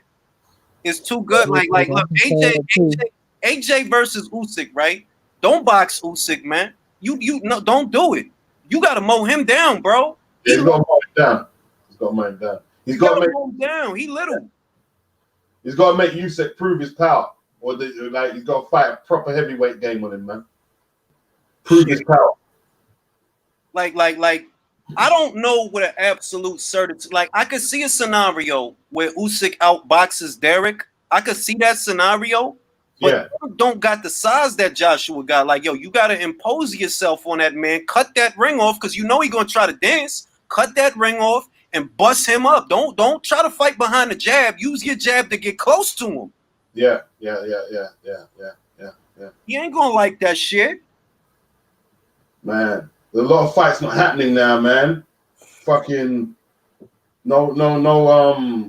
Usyk versus Chisora. I don't think that's happening. I think it still will because Derek is not dumb. He talking that Bellator shit, right? But that Bellator shit is not going to get you what that Usyk fight was going to get you, bro. Once it's not, bro. Them guys over there don't get paid. You fight Usyk, win or lose, you make multi-millions. Does AJ have the foot speed? Yeah, he does have the foot speed, and he's got the jab too, bro. He needs to make it. Listen, make Usyk have to come forward and prove his power. Yeah, he does. Sure does, bro. And more importantly, remember that no matter what, right? This is pivotal. Usyk has to get close to Joshua to land punches because Usyk wingspan, like he ain't got a lot of reach. So you're gonna have to get close to Joshua. That means that Joshua's jab could dictate how this fight goes. Not if he fights moving laterally or moving backwards, but moves coming forward from the outside in. The way Daniel Dubois throw his jab, that he step into it. Him throwing that jab and stepping into it, Usyk either going to have to cover up or move out the fucking way. Yeah. Bring it to him. Don't box with the little man. Fuck all that. Mo. Yeah, he needs to break him down behind the jab. He needs to break him down. Like, take the legs. AJ's a good body punch. Whack him to the body. Take some of them legs out and make Usyk have to earn his lunch by trying to score a knockout. Usyk is gonna have to come. Don't let him just hop around the ring. Fuck all that. I mean, no, fuck. Make him come forward. Exactly. You got to make it like as because AJ could fight mid range to inside. He can, but particular to this fight, you got to make it a phone booth fight because this low ass dude, he gonna try to stick and move the whole night. He gonna try to put something in there, bounce out of range, move laterally. That's the only way he could win a fight. So you gotta deprive like no, you're not bouncing nowhere, bro. I'm here with you the whole time. I'm trying to get you out of here in 5. Fuck all that. Yep. Welcome to, you gotta say, welcome to the heavyweight division. So you gotta tell him, welcome. You know what I mean? Because it's possible because Derek's not a big guy. He's a wide guy, but he's not really like a big guy. Like he ain't 6'6". He don't got like an 82-inch wingspan. So Usyk could still jab his way around that guy, even if he's applying pressure. It's still a chance he could do that. With Joshua, if he's applying pressure, bro, you're not getting around this dude, man. You're not. It's no way. Well, you see, the thing is, technically, like AJ should be able to control him with the jab and by wrapping him up with the long arms. Derek can't do that. That's going to be Derek's big problem. He's going to be chasing shadows, and he's not going to be able to control the action like that. He's going to have to be punched every second. Exactly, because even with Usyk, Derek has to be mid-range to inside. It's not like he could not that Derek boxes from the outside because he don't. But even if he wanted to, that's not an option here. You don't really got the dimensions for that because y'all more or less the same height a little bit. In fact, I think Usyk a little taller. And you know what Usyk looking to do? Usyk looking to box, bro. He ain't looking to bang. So don't box with him. You got to run his ass over. I mean, look what people are saying. Usyk throws off your timing. It's next level boxing. It wasn't next level against Bellew for a lot of rounds. It wasn't next level against Michael Hunter or what's the other guy from the one Latvia. What's his name from Latvia? Oh, fucking Mavis Bradis. Yeah. That's true. And bear in mind, I love Mavis Bradis, underrated fighter. I say it all the time, but he's not a big dude, dog. He ain't but 6'2". 70-inch wingspan, and that dude with them dimensions was giving you problems. That's right. Exactly. I mean, Usyk's good, but he's not. He's like, listen, you can't make predictions when you can make them, but you can't really make any sound predictions what you can do in the heavyweight division until he fights a 6'5", 6'6" guy with an 80-inch reach who could go a high KO percentage. You can't really say it. You can't say it. I'm gonna say this. You see the comment, Usyk in my eyes destroyed Bellew after watching him for 2 rounds. I'm gonna say Bellew was looking sharp, first off. And if something beat Bellew, I hate to say this because it's gonna sound like I'm shitting on Usyk, but it's because Bellew got tired. He was moving around a lot and he gassed. Yeah. And then he got caught. That's what happened. Mm-hmm. He got caught, but while he was moving around that ring, bro, yeah, he was making Usyk look regular. That's right, man. That's right. Listen, man, we'll see. We'll see, man. I tell you what, going up to cruiserweight, going up to heavy from cruiser, you can see the differences. Michael Hunter put Povetkin on the floor with a hard. That's probably his hardest shot he could throw. Did Povetkin stay there? No. He got back up and fought back to a draw. When he got hit by AJ, what happened? Clean. Fight was over. Exactly. And I love how people tell me that AJ can't handle pressure, but he took a left hook from Povetkin clean on the fucking nose. Was bleeding out his nose. Like, bruh, the dude, you know if they break your nose, you can't fucking breathe right. You know that, right? And you know that Povetkin he hit hard, bro. Like that dude, that ain't no motherfucking, he hit kind of, no, that motherfucker hit hard, bro. He jumped when he throw punches. He jumps. This dude. Usyk doesn't beat Povetkin by no wide margin on the scorecards. No. I'm telling you that. No, he don't. I'd have him favorite. I'd pick Usyk, but it's going to be tough and it's going to be tight. Telling you right now, it's just because this what I'm gonna say about Usyk though. This is what I'm gonna say, and this is gonna sound funny as shit. Usyk is a Capricorn like me, so I know that his brain ain't regular. So his brain is not regular. Yeah. He a Capricorn like Ali. he got the same birthday as Ali. I don't know if a lot of people know that. Capricorn, man, and Capricorn's motherfucking man. That's why I'm like, damn, dog, this motherfucker might fuck the whole thing up, man. He might fuck the whole plan up. The base kit, I think you're right. I don't think Hunter put Povetkin down, but I was saying that to Unrivaled, and he said, "Oh no, Hunter put him down." I said, "No, you hurt him." I'm sure I remember him. I don't remember him going down. What actually happened? I'm gonna say, from what I remember about the fight, Povetkin ate a couple of clean shots from Hunter, and them shits look like ham sandwiches. Like, you're like, all right. If anything, I felt Michael wasn't handling Povetkin's punches as well. That's the impression I had watching the fight. Like, damn, yo, Povetkin laying a clean one. This motherfucking shit might be over. They was battling that first round. Yeah, they came out on fire. Motherfucking Dillian gotta be careful now. He gotta Dillian,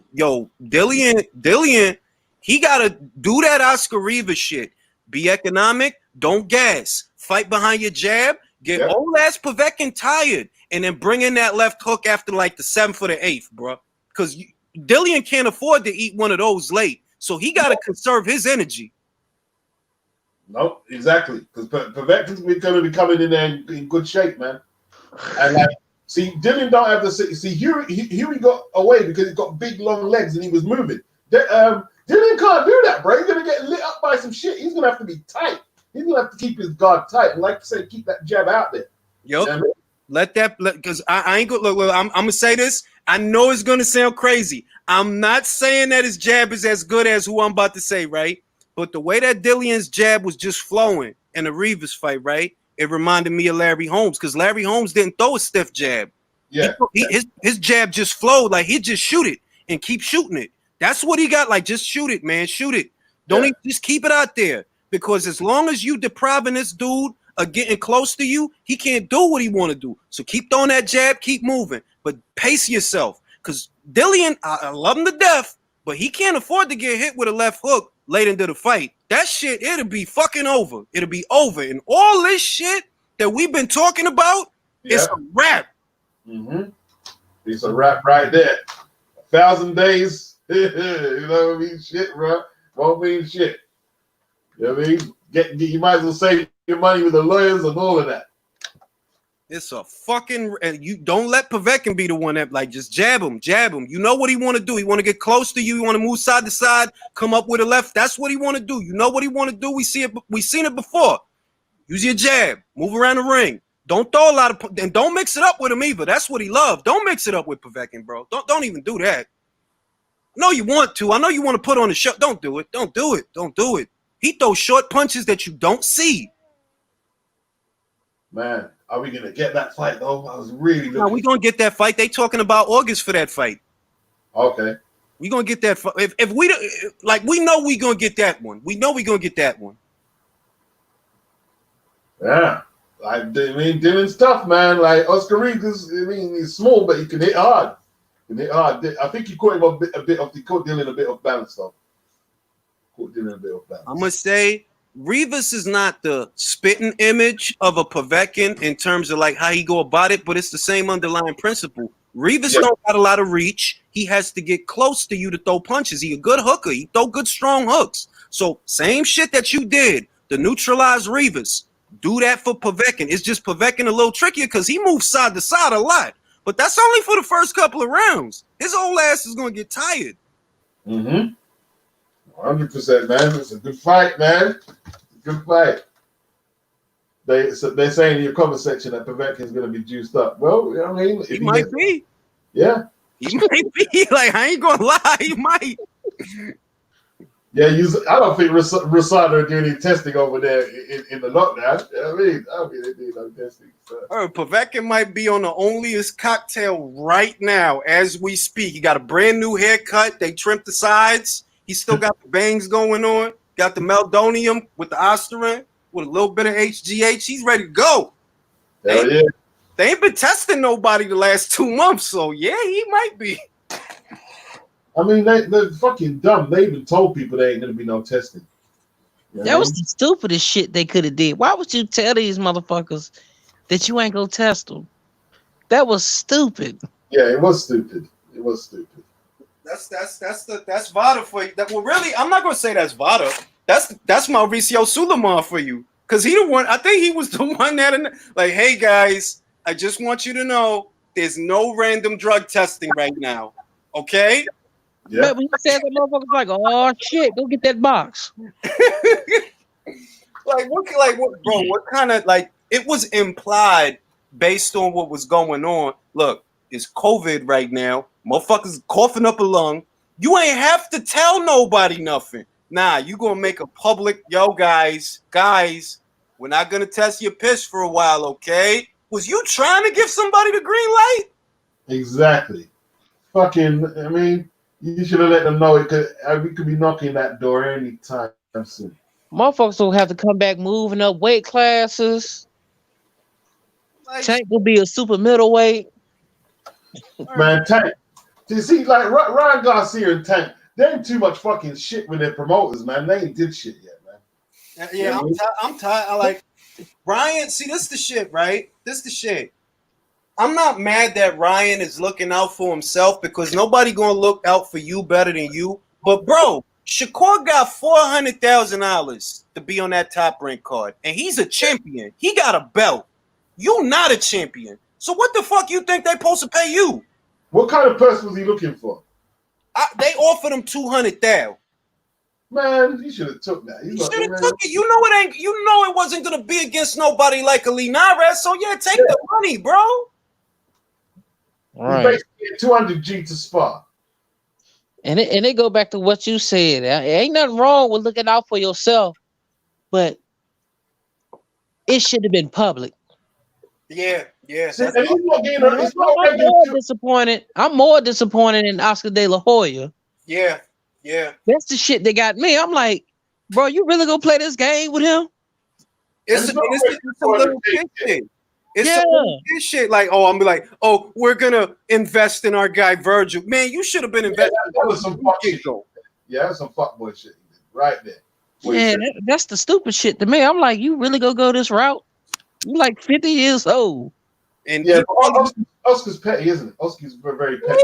Petty, like he's being on some like. Look, man, I remember some high school shit. You didn't used to hear this much about what's going on the business side, and it was better that way because it prevented this kind of like, this is a bad look for Golden Boy. Why?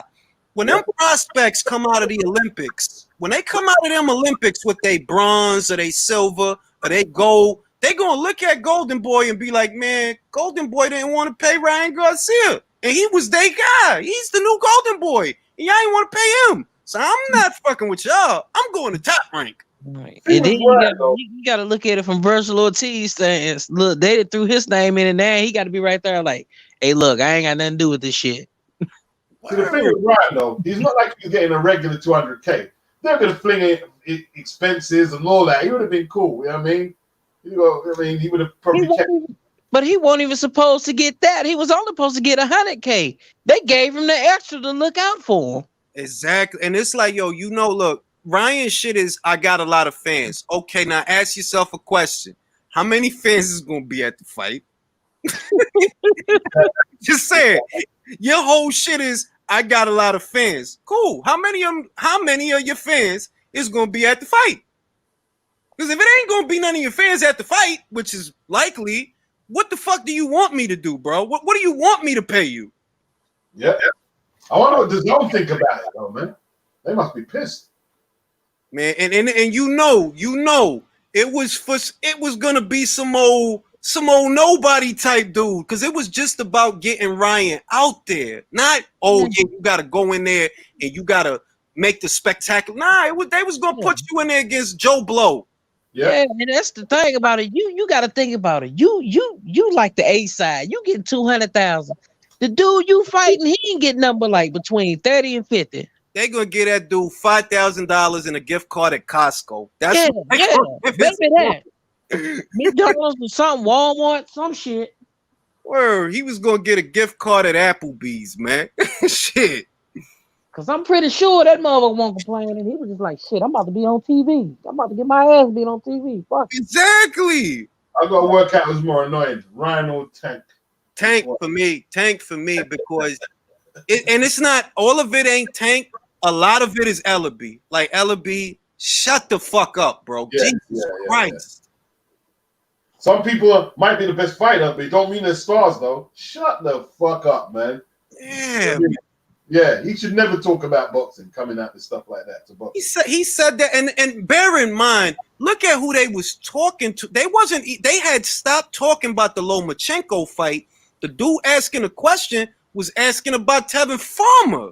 And what you say? Oh, you be the best fighter in the world, or you be the best star in the world. Like, so what are you telling me, that you don't think he's the best fighter?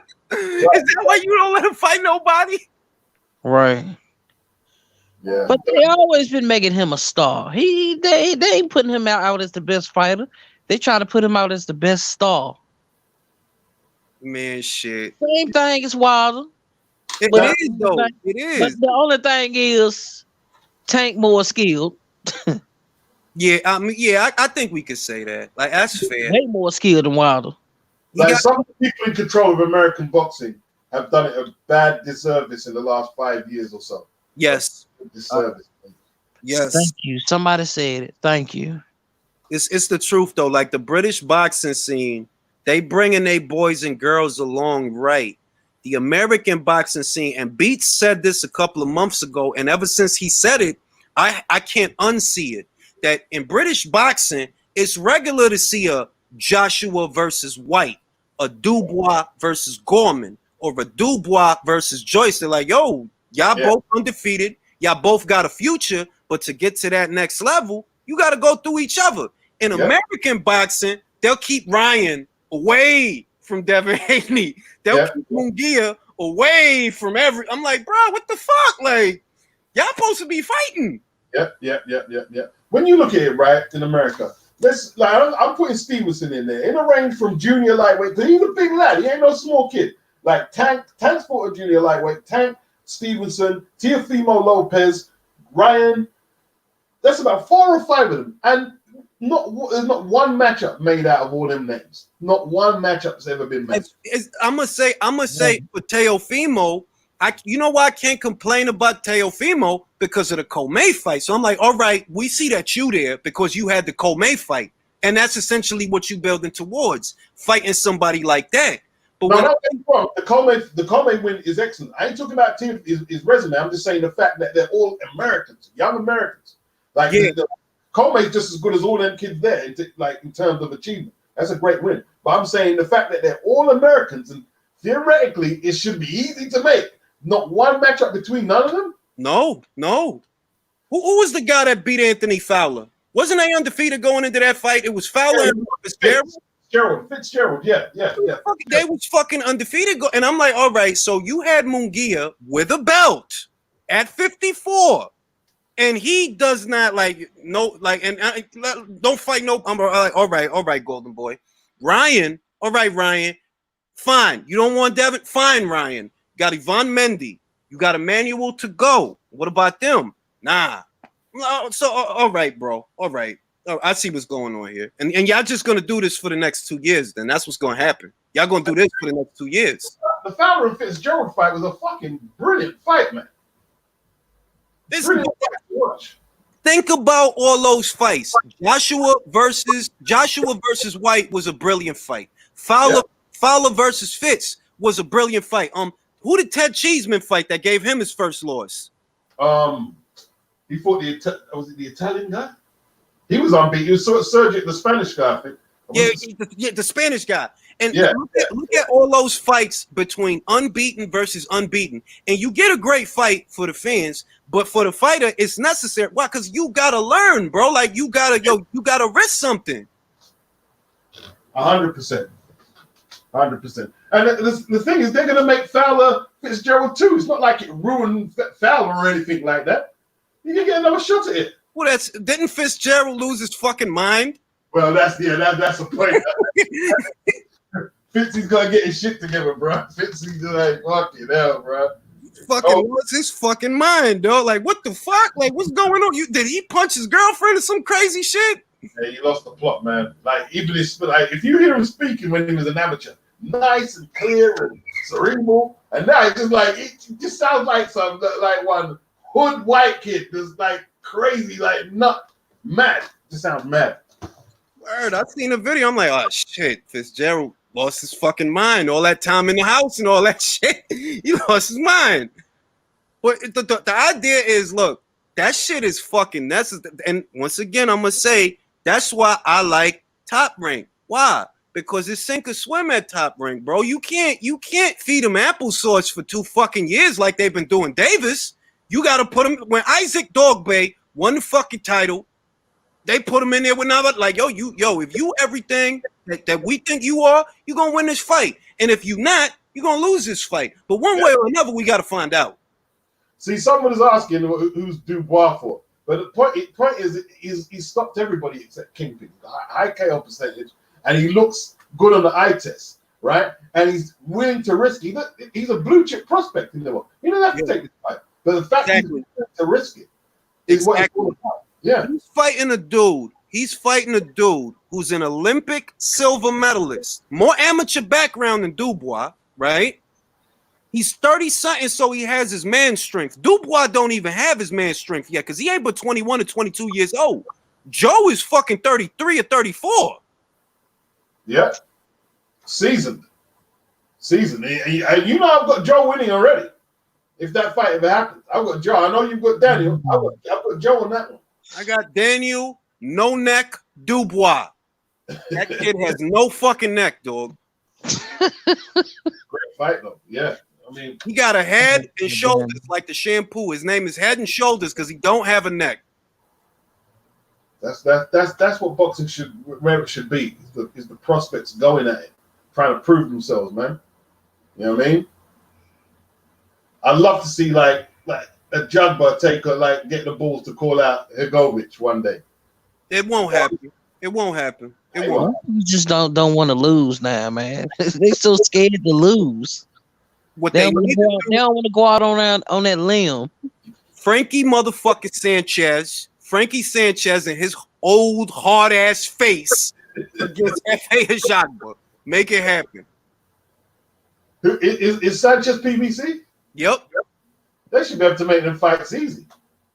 He you know who he calling out? He calling out Michael fucking Hunter. He calling out Michael Hunter. Like, bro, Michael Hunter's on Matchroom, bro. I'm not knocking you if you want to fight him, but be real. They're not even going to let you have that fight. So stop wasting your time and call F.A. Ajagba out. Get that fight. Yeah, that's a good fight for him, man. That's a good fight. I want to see if, like, F.A., man, I wonder what that confidence is like. Last 2 performances. I mean, it's sink or swim, bro. Like, if Khalid Zay could do that to you, bro, it's sink or swim, bro. You gotta have them fights. 100%. Khalid Zay caught him, man. He decked him. Like, damn, man. And I'm gonna tell you something. I'm not mad that he got knocked down. What I want to see is how do you handle it? Do you handle it like, all right, I got knocked down, but so fucking what? I still fuck everybody up. Or nah, I got knocked down. I need to chill. Let me chill. Let me fight a guy with losses in the double digits next, because I got knocked down. He was very cautious against Kajanu after that, man. See, it took something from him. I don't like that shit. I don't like, because it's all right. Look, like, bro, it's boxing. If you got knocked down, it's cool, bro. I'm not mad at you that you got knocked down. It's how you handle it after that to tell me where your head is at. So if you got knocked down, you still like, man, I don't give a fuck. Give me Frankie. Say, I'll beat the shit out of him. Beat the shit out of him. Yeah. I ain't gonna be mad at that. Yeah, that'd be a good match. That'd be a good match. I like to see that match. I thought Better Beef got knocked down by I think it was Jeff Page, right? Yeah, Page, so still running around tearing everybody up. Like, yeah, I got knocked down, so what? I got knocked down by Callum Johnson, so what? Then I knock him down. I ain't taking my foot off the gas. I'm gonna beat everybody up. Beat you up. Yep. That's confidence, man. See, even if you ain't feeling like that, you have to show the rest of the division that you're a badass, man, even if you're bluffing it. You know, just to keep them in their place a bit, so they don't get too out of pocket, man, and think that you're a soft touch. I'm really wondering where Cal Knocker's head will be in his next fight. Man, Like who are like this tell it all, like who are you? Well, it depends on who he fighting anyway. But man, he I told me think he should. If he he's, if told he's me worth who it, he was. He told me who he was months ago. When you get a call for a multi-million-dollar fight, we talking M's, yeah. life-changing money that could start you a business, that could buy you a home for your family, and you said, "I'm not ready." I'm not like, all right, bro. I know who you are. Then I know who you are, and I know who you're gonna be. I know who you are. Would 7 million count as generational wealth? But it's a start, isn't it? What generational wealth? No. What generational wealth is he gonna have losing for $100,000? Right, right, that was some bullshit. right. And I didn't see that loss coming. I ain't gonna lie, I had that count all day. I watched it the other day, man. They posted it back up. I watched it the other day, and like, when I first saw it, I had it in my head that Helenius just wiped him out. No, it was touch and go. Like they were both touching each other up for a few rounds, and then man, Helenius got his groove on. For Nordic Nightmare, man. He didn't come to lose, man. Yeah. You could see like a couple of punches. They stunned him, but he was thinking, "Oh, am I hurt or not?" But he kept going this time. You know what I mean? Shit, when they got to borderline, someone with a chinny reputation, but it's just like one day they put that resolve in their head. Yo, I ain't going down easy. It's the old lion shit. It's the old lion shit that the old lion. I think it's either the old lion or the old tiger is more dangerous because he knows that the end is coming. So you got a young guy eating potato chips. He eating potato chips when he should be having a multi-million-dollar fight. You don't got your head in the game, bro. So this old tiger finna tear you up. Why? Because he wanted more than you do, and you younger than him. Mm-hmm. Shit, you sink or swim when they got you borderline as a journeyman. You know what I'm saying? If he can't beat Helenius, man, that's crazy. Would you put him back straight in with Helenius, or would you? Hey, I would say yes. Look, this is my frame of mind, right? This is my frame of mind. Depending on how you lose, that's what's going to decide. The way that Adam lost, I would put him back in with Helenius. Like, yo, you got to get that back. This is important. You got to get that back. It's one loss. It's not the end of the world, but you got to get it back.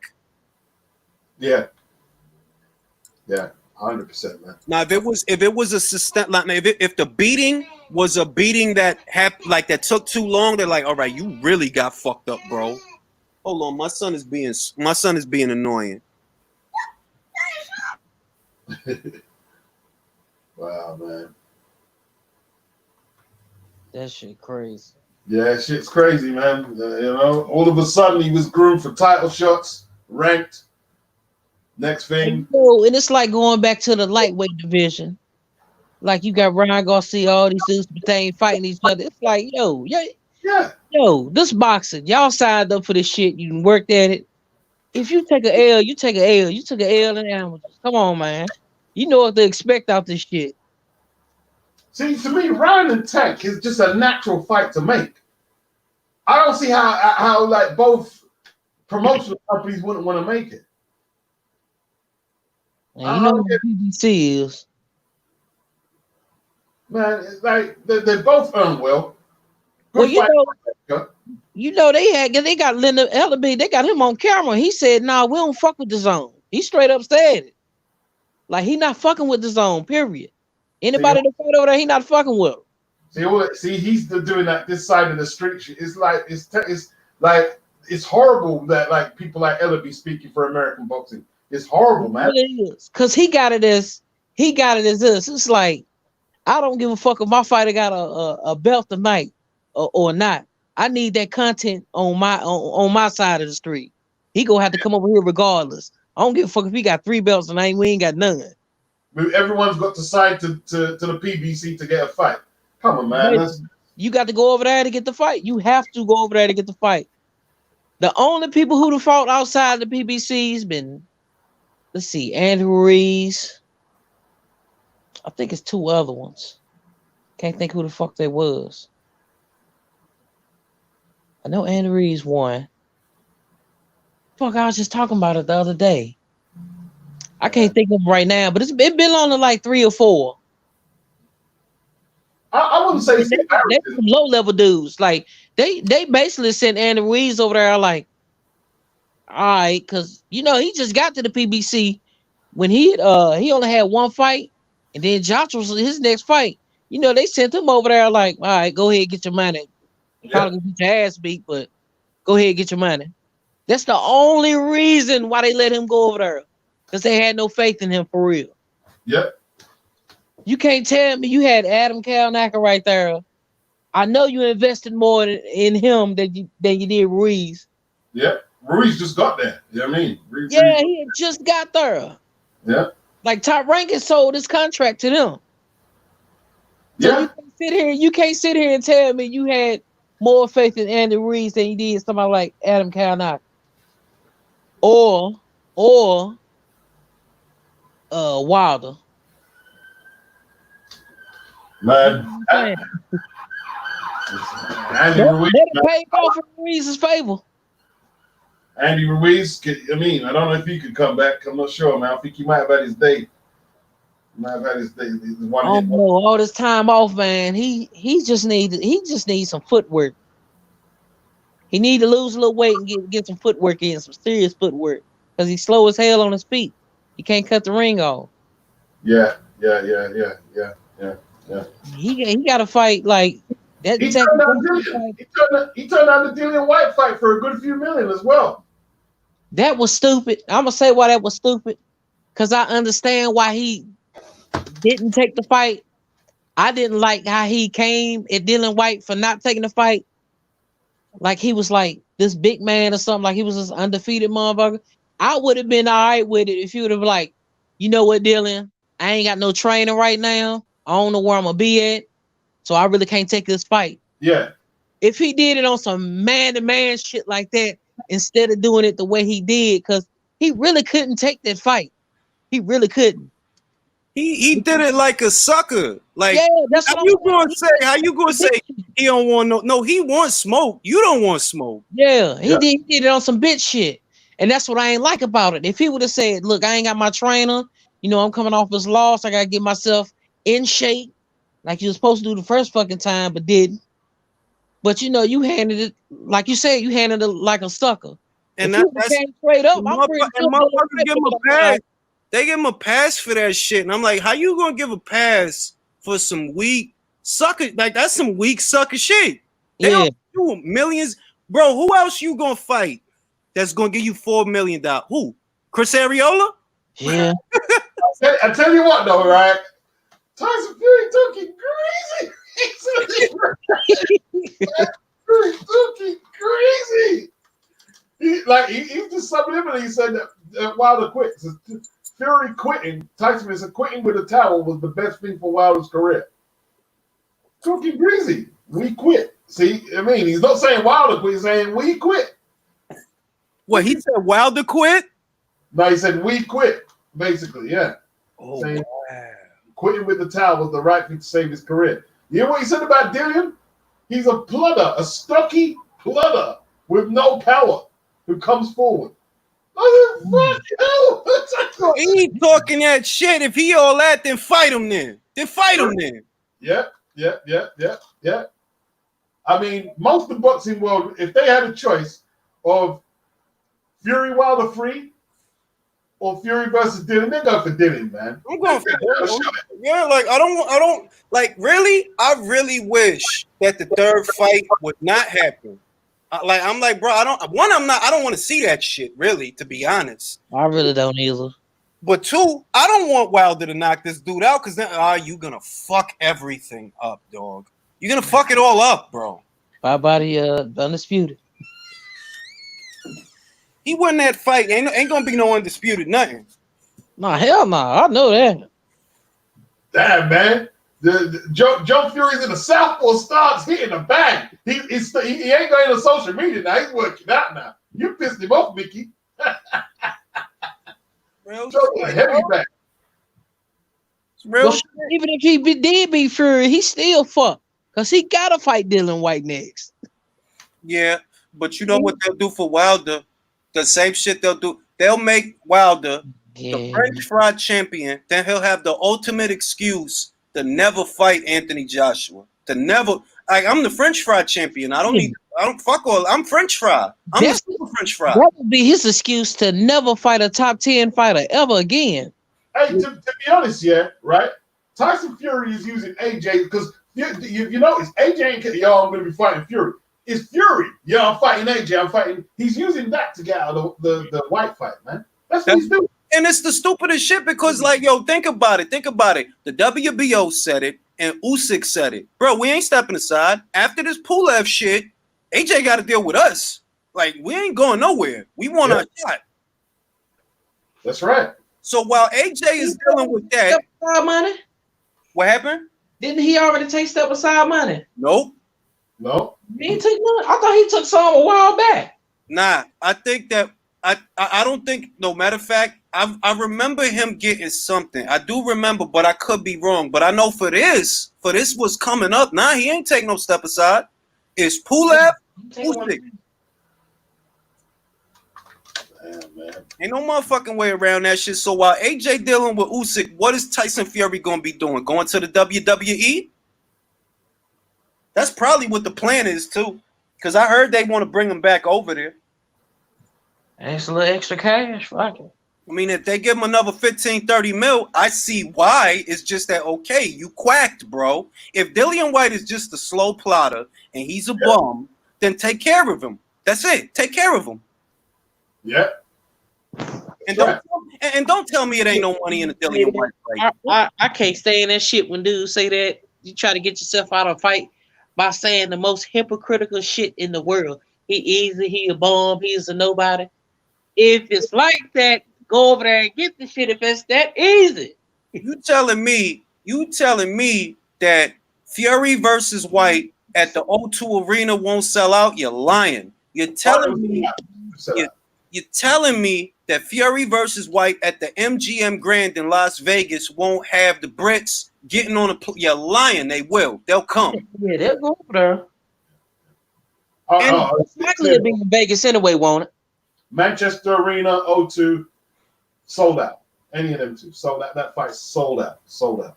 Easy. And you know Fury on his USA shit. All right, you want to be on your USA shit. You want to be on your MGM Grand in Las Vegas. They'll come there. Why wouldn't they? They'll come. Yeah, Dillian fly over, yeah. Yeah, he ain't got no problem. Dillian don't give a shit. Dillian the only motherfucker that'll go, yeah, I'll fight Rivas. Even though the WBC been screwing me over for 2 years, I'll fight in your eliminator. Why not? I'll fight Alexander Povetkin. Sure, why not? God bless Dillian White. Shout out to Dillian White. Oh, hell yeah. Yeah, big up Dillian, man. Big up Dillian. Oh, that's the only motherfucker I see that do dumb shit like that with it. Like he'll really do all that shit with. Like, yeah, you want me to fight in an eliminator? I know y'all been fucking me over for 2 years, but sure, why not? See, Tyson, in some ways, I admire it. Yeah, I'll give up the belt. I'm dictating because he's not letting no one talk shit to him. But he's not acting like if you want to be a sanctioning body champion, you have to fight your mandos, man. You got to make a commitment to that. Fury ain't about that shit. It's look. It go back to the shit I said about 3 months ago. You think that Tyson Fury wants Daniel Dubois, Tony Yoka, Joe Joyce, Arslanbek Makhmudov, all these young guys that's coming up that they want blood. You think he want to have to deal with it? Hell no. He probably is a better boxer than every single one of them. But one of them gonna get you. One of them is. Yeah. And that's the thing about it, man. Like, if you try and clean out the division, more than likely you're gonna lose, man. You're gonna lose. See with Floyd, yeah. Floyd was able to okay, I'll fight a light middle, then I'll fight a welter, and switch lanes a lot. You can't do that in the heavyweight division. You just got to take the hierarchy of the rankings, man, and go with it. Yeah, and one of them going look, and this is why it's like it's not fair to be like, oh, it's a wrap. He lost a fight. It depends on how we lose. It depends on how we doing. That's what it really is about. But if Fury lost to, let's say Fury fight Yoka and he lost to, I ain't mad at Fury. It's one fight, bro. Look at all the other shit you did. That's one fight. I ain't mad at you. That's it. That's right. Me neither. Like somebody in the comment section said it was embarrassing for Karanaki to lose Helenius. No, it wasn't. It wasn't. Helenius has got a high KO percentage, and Helenius was actually the best prospect to heavyweight for a long while. Then he lost his weight. It really wasn't embarrassing. Most people, He was still a prospect. most people don't know that. They really like Helenius at one point before the Duapis fight, which is what really changed the course of everything. Yeah. Before the Duapis fight, yo, that dude was highly touted. They was like, yo, he gonna be the next Klitschko. That's what they were saying. Yeah. Yeah.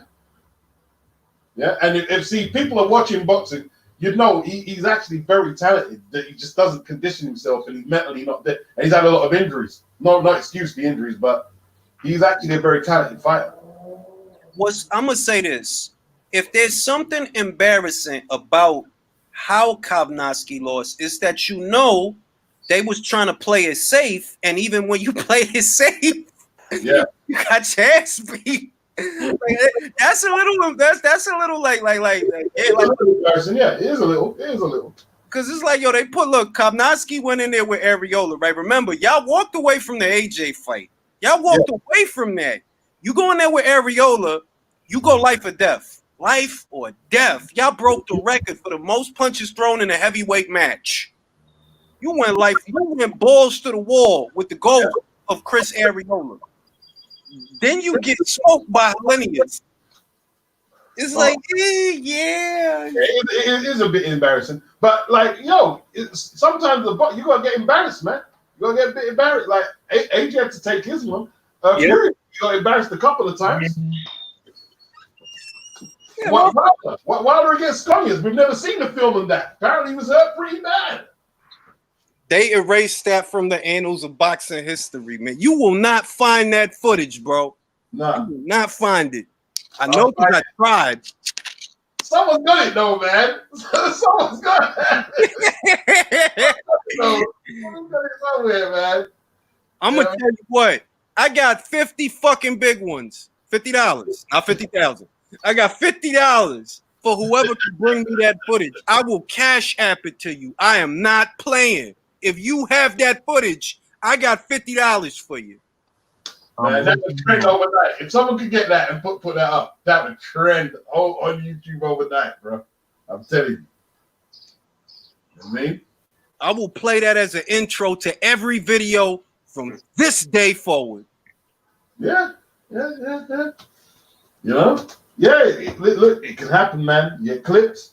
I remember when Frank Bruno, man, he fought, is it Jumbo Cummings from Philly? Or wherever, from America? And he caught him on the chin, man. And if that bell didn't ring, man, it was over. That's real shit. No, because a lot of them, look, arguably, if we're going to be real, look, I think Bivol took the punch well. He took the punch better than most. But if that fucking round with Joe Smith Jr. would have had 30 more seconds, bro, that might have been a different fight. Yeah. Real shit. If you want to talk about some close ass calls, that 7th round Wilder had with Ortiz in that first round, he was getting mollywopped. Yeah. That Bill saved the fuck out his ass. Yeah. Did Canelo get buckled in one of his early fights? Can't remember. I think it was it Matthew Hatton? It wasn't Matthew Hatton. It might have been before that. Yeah, because I know Cotto did. Who buckled Cotto? Someone buckled Cotto. Like. I mean, well, the thing about Cotto has an amazing chin, but for a person that's so fucking, because Cotto is not big, though, he's little, like, but that little motherfucker could take a punch, man. Like, Cotto, like, you gotta beat the shit out of him. You have to beat the shit out of him. I always thought he was one of the toughest motherfuckers in the world anyway. Hey, if you ain't been staggered or hurt, like when come up fight or a title fight, you ain't had you ain't been fighting no one. You've got to get. It's got to happen. Not necessarily knocked out, but you have to. Yeah, who did Cotto fight, man? Someone caught like it was. Oh man, was it a Brazilian guy? And he had Cotto. Wasn't it Cotto's brother? Wasn't it Cotto's brother he was fighting? Yes. Yeah, it was. Yeah. Yes. That's Canelo, yeah? Yeah. Yes. I think so. Yes. Low key. Canelo's a bad motherfucker. You fucked up both the Cotto brothers. Yeah. He's a bad motherfucker, man. Like, he fucked up both the Cotto. Like, neither one of y'all could say nothing. Like, oh, I fought your brother, then you thought you was gonna get, and I fucked you up too. He's a bad motherfucker. Damn, it's fucked up. Yeah, that's it. Yeah, Cotto's brother nearly got Canelo out of there. Some of Sound Visions. Yeah. Oh shit! The only thing left for him to do is to fuck up their father. Like I was saying, my favorite Mayweather fight was against Mosley. Mosley nearly fucked him up that night. We went snooker to watch that one, bro. Like, yo, Mosley lit Floyd up. That one shot. I'm telling you, motherfuckers talk about that one shot from the Mayweather fight more than anything. And Mosley actually had a good career. Like, before the Floyd, he had a good career. Yeah. That one fucking fight, that shit immortalized him. Like, oh, you got that shot on Floyd. He damn near took Floyd out. Yep.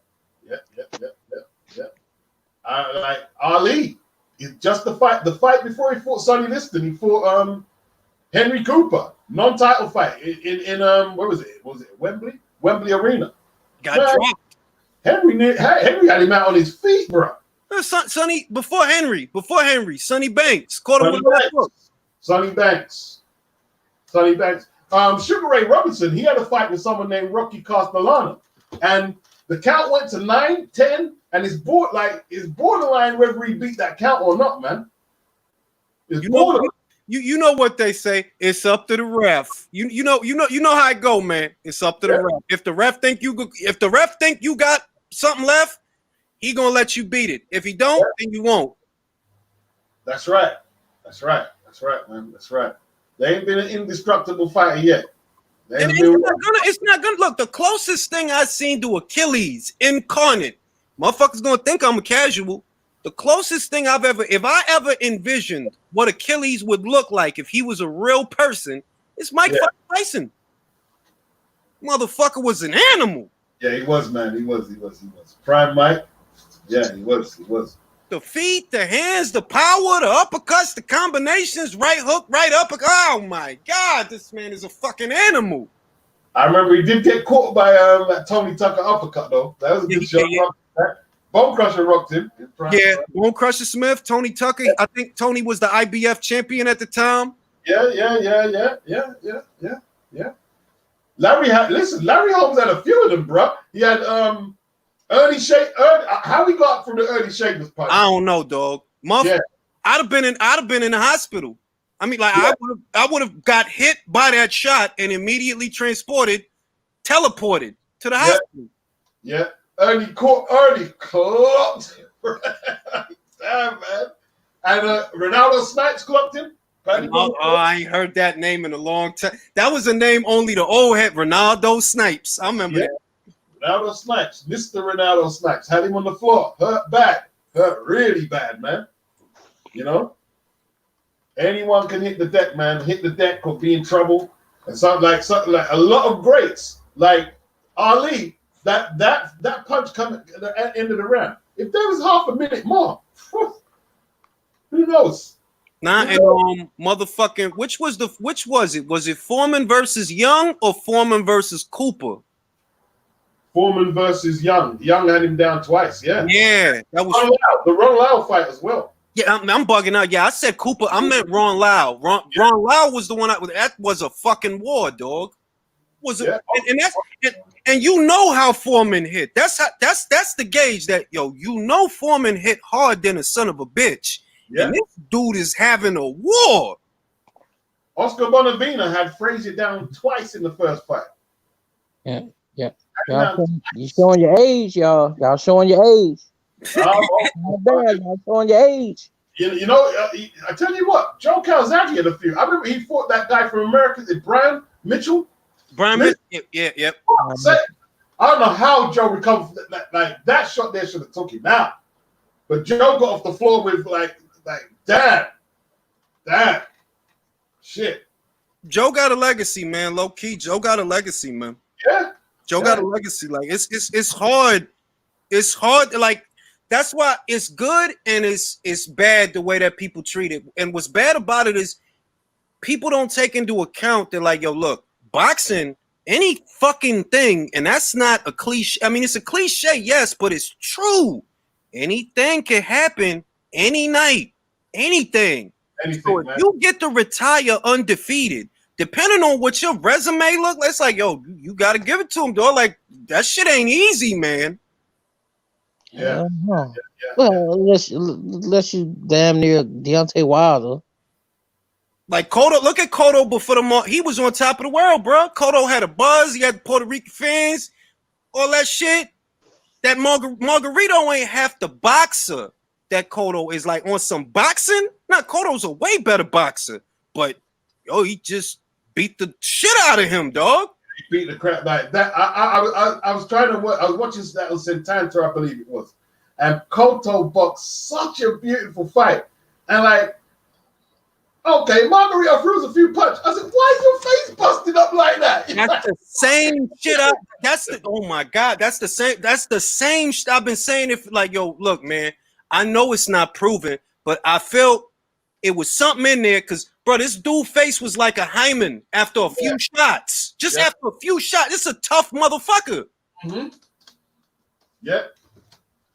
He had the plaster in his, but they found evidence, actually, I think, in his raps. From the Cotto fight, there was evidence. It was from the Mosley fight, bro. It was from the Mosley fight, because Naseem Richardson had noticed the shit. Motherfuckers put 2 and 2 together. They're like, oh, hold up. So you fuck around was using this in the Cotto fight, and that's why you opened him up like that. Yeah. Margarito's an evil motherfucker. Evil motherfucker. Bandit motherfucker. But if Margarito weren't boxing, he'd be trying to stick people up. Bro, Margarito, you know who Margarito? You seen Desperado? Yeah. You remember when they was fighting in the backyard? Kid with the white T-shirt and the khakis. That's Margarito. Margarito, man, all day. That would have been Margarito. He'd have been trying to get down with the cartel. Oh shit! He's got no like compassion for humans. Like, I remember when he started. He went at Freddie Roach's. What's the condition he's got again? Aretha. Freddie's got Parkinson's, yeah. Yep. And he said he made fun of Freddie. I can't remember what he said. He made the noise like about Freddie's condition. So he done the shaking. Oh man, he's fucked. That's fucked up. He's evil. Motherfucker, that's not worse than Broner's shit though. He said we're shaking Freddie. Yeah. Oh shit. Hard, man. Hard. Crazy. Yo, look, I'm gonna show y'all. This would have been him right here, B. And this is the funniest shit is the dude he fighting his ball like Cotto. The dude he fighting his ball like Cotto. Hold on, let me see this shit. Oh my god. The dude he fighting his ball like Cotto. There go Margarito. There you go. I remember, dude. That's what he would have been if he wasn't in boxing. He'd have been working for Bucho. He would be. Oh shit! Shit, this ain't this Margarito cousin, Margarito. I ain't gonna play that shit though. I'm clowning me. Like, I don't know how. See, I still got him down as a good fighter. I don't know how legit some of his victories are now. No, I mean, look, when you do something like that, right? Ain't no motherfucking arguing. Your whole legacy, everything that you did up until you got caught, is in question because your shit was not boxing skill. Your shit was not defense. Your shit was punching power and stamina. That was your shit. That's what you was known for. You throw a lot of fucking punches. You hit hard and you got stamina. Yeah. Yep. Good, man. You got fucking cold. It wasn't like motherfuckers knew Margarito for some other shit. Like, oh man, that motherfucking defense is crazy. Like, nah, ain't nobody knew you for that shit. They knew you because you big, you hit hard, and you got a lot of stamina. Yeah, big light middle, man. Big light middleweight. I used to love watching him fight. I kind of like. He was fun. It's the same reason I like watching Jaime, because you big doofy and you throw a lot of punches. You doofy for your division, you big and doofy for your weight class, and you throw a lot of punches. Yeah. But I'll say Jaime's getting better. It's just that they bringing him along slow as a motherfucker, man. Hey, how many fights on that card tonight? What, 4 or 5? It's like 4, like last week. Okay, it's like 4. Okay. Well, real shit. Like he was fun to watch. Look, even watching him get his ass beat by Mosley, that shit was fun. Mosley beat the shit. That's why I get mad when people say Mosley was old. Mosley wasn't old, dog. Look at what he did to Mark. He fucked him up, dog. From pillar to he was old, but that's Mosley's best win. Magnificent beating. Yeah, that's his best win, man. He kicked the shit. Fuck it, no, he beat him up so bad, man. So bad. I couldn't believe it. I thought Shane could win it on points, maybe, but in that manner there, like, oh my god. That's thank you for, because that's the, I'm like, yo, Shane could pull out a points decision. Nah, he was beating the shit out of him. Like he was a man alive in that fight. See, but you know what I think happened to Margarito when they took away the wraps? He said, "Oh shit!" He lost all confidence in himself. He was a sitting target after. Because he still had the funny shit is, after they took away the wraps, after that shit came, you know, all of that shit after the Mosley fight, he still had the stamina. He just didn't have the power. He wasn't hitting like he was hitting before. That's true. He was never the same fighter after the most. Never the same. Never the same. Yeah, real shit. Shout out to Dreamland. Dreamland says, I'm a Puerto Rican heritage, but in the Hopkins versus Tito fight, I was rooting for B-Hop. It's not exactly. Look, I'm Dominican, right? That don't mean that I got Jason Rosario posters in my house. Fuck out of here. That I got Edwin Rodriguez posters. You know what I'm saying? La Bamba, I tell you what, man. La Bamba versus Thomas Williams is one of the best fights. Listen, that wasn't even boxing, bro. That wasn't even boxing. Real shit. Like, because I'm Dominican, I gotta be a big Felix. Even though I do like Felix Diaz, he's entertaining to watch. Or I liked when he was better, when he was younger. I did like Felix Diaz. He was a gold medalist, but it wasn't because he was Dominican. It's because he could fight. Yeah. If you look at Diaz versus Granados, and then you look at Granados versus Porter, Diaz was fucking up Granados worse than Sean Porter. Yeah, he did. He definitely did. I thought Sean Granados had a case against Sean, to be honest. Because he was actually, it was in spots. Yeah. It was pressure versus pressure. Granados was actually backing Sean up. Only person who's really give Diaz a proper beating is Terrence, man. Terrence Crawford. It's my fucking guy, man. Shout out to Terrence Crawford. But I don't know how good Terrence is, you know. I heard Terrence got beaten by Ugas and Robinson in the amateurs. Yeah. So if he was in the PBC, maybe, I don't know. Maybe one of them guys. Look, I'm good. Look, I'm gonna tell you something. All right. Jamel Herron, deliver this message to Crawford. If you listen to this live, right? Crawford is incarnate Achilles, man. They can't beat that guy, man. Whatever happened in the amateurs, happened in the amateurs. Ray Robinson don't touch that man today. Now, Ugas, that's a fight. Give me Ugas, because that's a good-ass fight. Real good fight.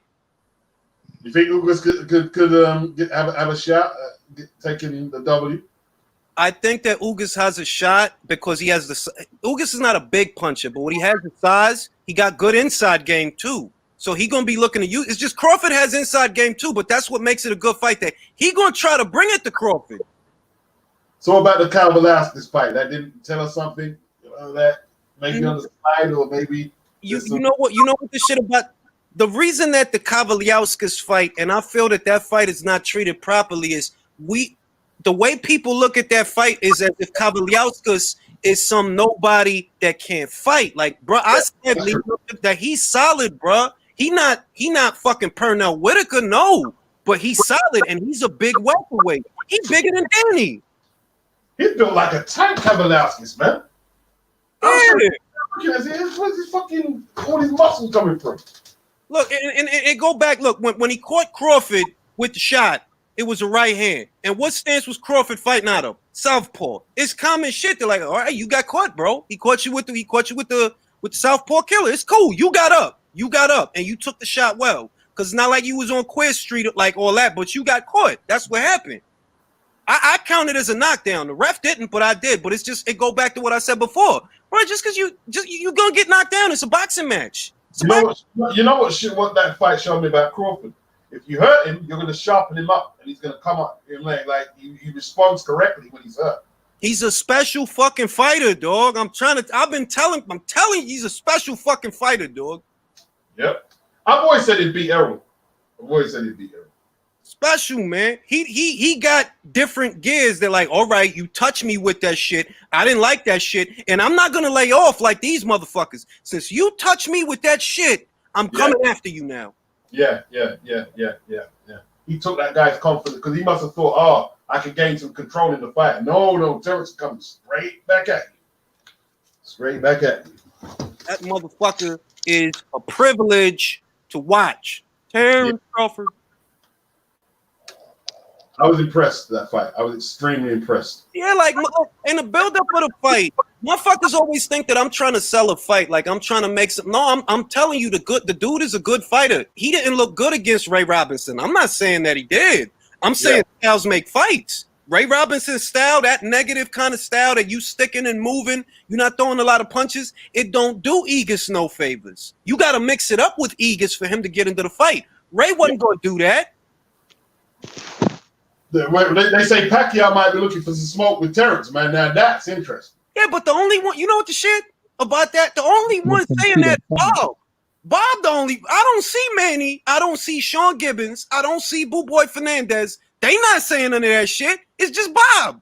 And I ain't just going to believe Bob just because he's saying some shit, because he say a lot of shit. What was the other one? Did they say Pacquiao Golovkin? Yeah, but that shit not real, bro. Like, come on, that shit not real. Ain't no way that could be real. I got mad at his ass beat the fat half. Hey, before we write it off, didn't the welterweight challenge Golovkin and have some success? Yes, but Manny, unlike Kell Brook, Manny said this not but 2 years ago. He said, I have to eat my way to welterweight. I eat so much sometimes I have to throw up. Yeah. Kel, we already knew Kel was too big for welterweight after a while. So it's different. How many meals would Manny have to eat to get to 54 or 60? Manny's nowhere near as big as Kel. Nowhere near. I mean, Kel Manny gonna have to go to the Olive Garden, Hibachi Grill, the fucking Sakura, eat all the different. I'm like, bro, Manny ain't cut out to be no middleweight. He don't got the frame for it. He not cut out to be a junior middleweight. He barely has the frame for welter. Yeah. That's why when he fought Margarito, it was the weight limit 150 for the WBO light middleweight title. Yeah.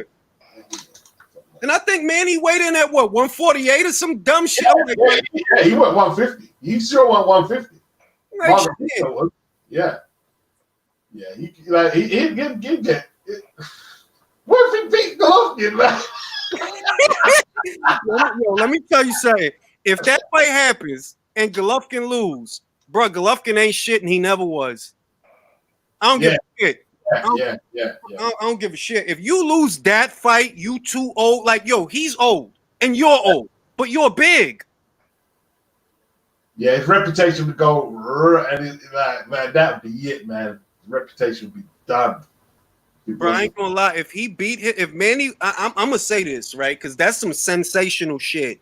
And when sensational, stupid shit like that happens, you got to give it up, bro. Like, yo, Manny's just the baddest motherfucker. If he was to do that.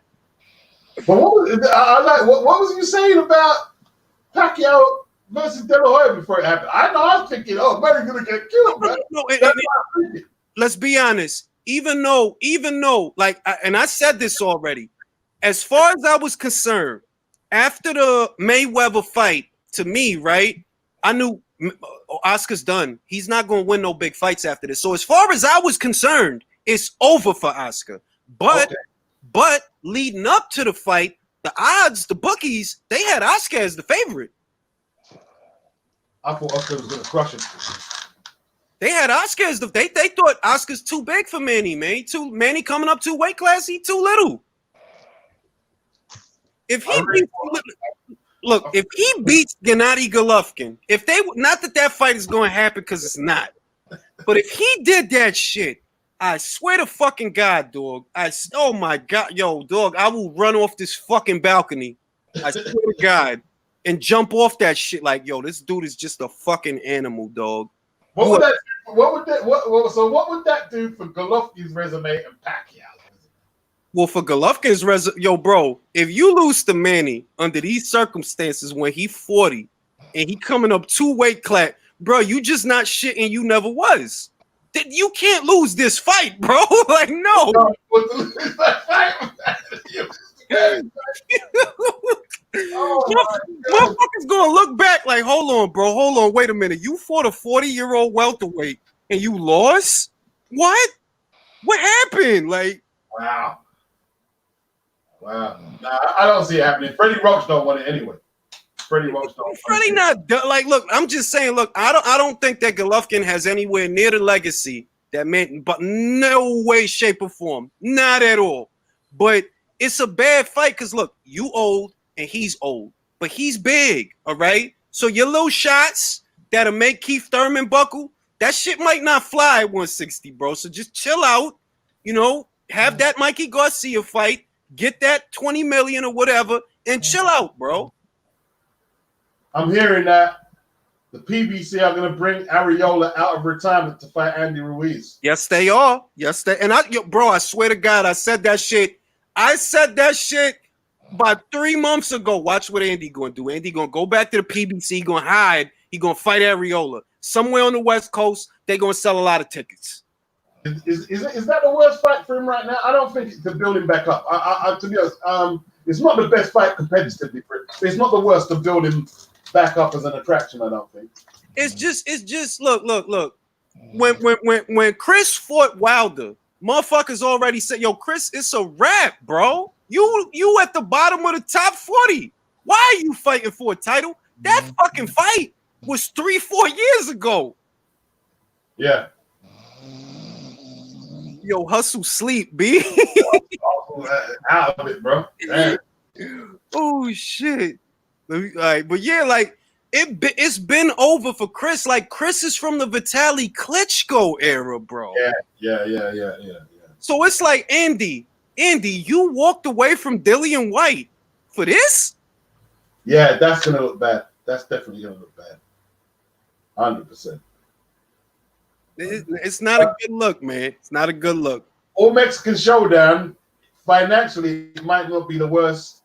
No, all right, yeah, you're right about that. That financially, as far as people gonna come out for that fight. Chris got fans, bro. Chris got fans, and Andy has fans too, so they'll show up. It's just like on some straight talk shit, bro. You walked away from Dillian White for this. All right, we know what it is. Oh shit. KHK, the Dubai, the Bahrain royal family have dropped Daniel Kinahan as an advisor. Really? Yeah. Well, that's because everybody mad that Daniel is the Kaiser Soze of Ireland. Yeah. That's what everybody mad about, that he got bodies and shit. Look, shout out to Lexi Doyle, right? Lexi mad at me because I don't treat the situation the way that she does. Lexi don't like MTK. She don't like Kinahan. I dig it. I understand. All I'm saying is those kinds of people have always been in boxing. So I can fly off the handle off another one. See, what Lexi doesn't know is that Michael could have stepped back and just played a role that is unseen and unheard. And but he'd still be pulling the strings. Exactly. Right? So if she believes that he's going to be out. No, he founded MTK. No, you're not understanding. MTK are here to stay. They're an integral part of boxing in America and Britain and the world. Like MTK, I'm gonna say in the last 2 years, because I only heard of MTK in the last 2 years or so. And when Okay. I read up about them, they was like, yo, I read they the biggest managerial company in the world, the biggest in Yep. the world. I'm like, yo, where the fuck did they come from? Because I'm not familiar with them. That They've tells got me that tells me that MTK, yes, they're into boxing. They have boxers. It's not that they don't. They are in the business. But if you ask me what's going on and you want my honest opinion, they're laundering a lot of money for a lot of people around the world, and they're using that as a premise to do it. Yep. But everyone's distancing. BT distanced themselves. Sky distanced themselves, and now this is Tyson's advisor. This is Tyson Fury's advisor, man. Hey, man, Daniel might be fucked up, but that don't mean he don't give good advice. Yeah, right. Exactly. What I'm not getting though, he himself has never been convicted for anything. So why are they treating him like that? Because look, right? At the end of the day, they know what to do. In Ireland, they know about the dude, right? They know about him better than me or you, right? Yeah. So I accept that he is what he is to those people. The only thing I'm saying is just because you don't hear about somebody, it don't mean they not there. That's right. It's a lot of guys doing a lot of things that you never heard of, and they doing a lot of things. So don't think because they want to make him the social pariah now that he's just going to go away. Yeah. Money talks. Money talks, man. Money talks. But that's a big deal that the Bahrain KHK got rid of him, man. That's quite, a significant development, man. Because so what does that mean for the well? Listen, there's no Fury in AJ fight. There's no fear. Look, there never was, bro. Like that's why I was like, yo, why is everybody high on this? Do you know how much shit still has to happen before they can fight? That's right. A whole lot. This is boxing, bro. One fucking fight can change everything. Just one. And there are 2 fights in between Joshua versus Fury. Yep. Right. 2 fights. Like they ain't that. Look, you could tell me. Look. Demetrius Andre and Billy Joe Saunders signed a motherfucking contract. The fight was set. The venue was booked. We knew where everything was going to be at. Did the fight happen? Nope. There you go. And that's with a fight that was signed. That fight was signed, ready to go. It didn't happen. So until these 2 motherfuckers are in the ring, I don't believe shit. See, the thing is, though, you know what I'd like AJ and Wilder to do, AJ and Fury to do, is have like they should make a little pact, sign a legal binding agreement that regardless of the results of the next 2 fights, that they fight each other, have 2 fights, because it would still be significant in today's history of the sport if they fought, even if they both lost their next 2, which is not going to happen. I wouldn't have thought so. I think that it doesn't allow for that because AJ has a lot of belts, right? Look. Right now, he about to satisfy the IBF. Yeah. And the motherfucking WBO want theirs. Pretty soon, by the time he take care of the IBF and the WBO, WBA gonna start like, all right, now we got fucking Trevor Bryan over here. You gotta give him a shot. See, Buck Weaver, that's where you're wrong. He's saying boxing has been free of gangsters for a while. That's where you're incorrect. Bob, you bugging out, bro. I'm telling you now, right? I know a gangster.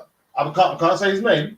Who managed a world champion from over the UK, right? And a lot of people don't know about this guy's listen, I know. I don't know why they think that boxing is like bro, it's not squeaky clean, bro. No. 2 words, money, and I ain't gonna say it, matter of fact, I'm saying too much. I'm saying way too much shit. The point is, ain't nobody clean out here. You crazy? There's still gangsters in the sport, bro. Daniel Kinahan ain't the only one. See, the rest of them, right? See, you know what Daniel's doing? He's doing the Suge Knight shit, right? You see, the guy who founded Death Row, is it Harry O? He told Suge, stay out of all that shit. And he said everything was running smooth. But Suge wanted to be on camera with Tupac and getting hits, right? And that's what Daniel's trying to be a legit businessman. They're not going to let you, Daniel. You got to stay in the back and do what you're doing. It's like look right now.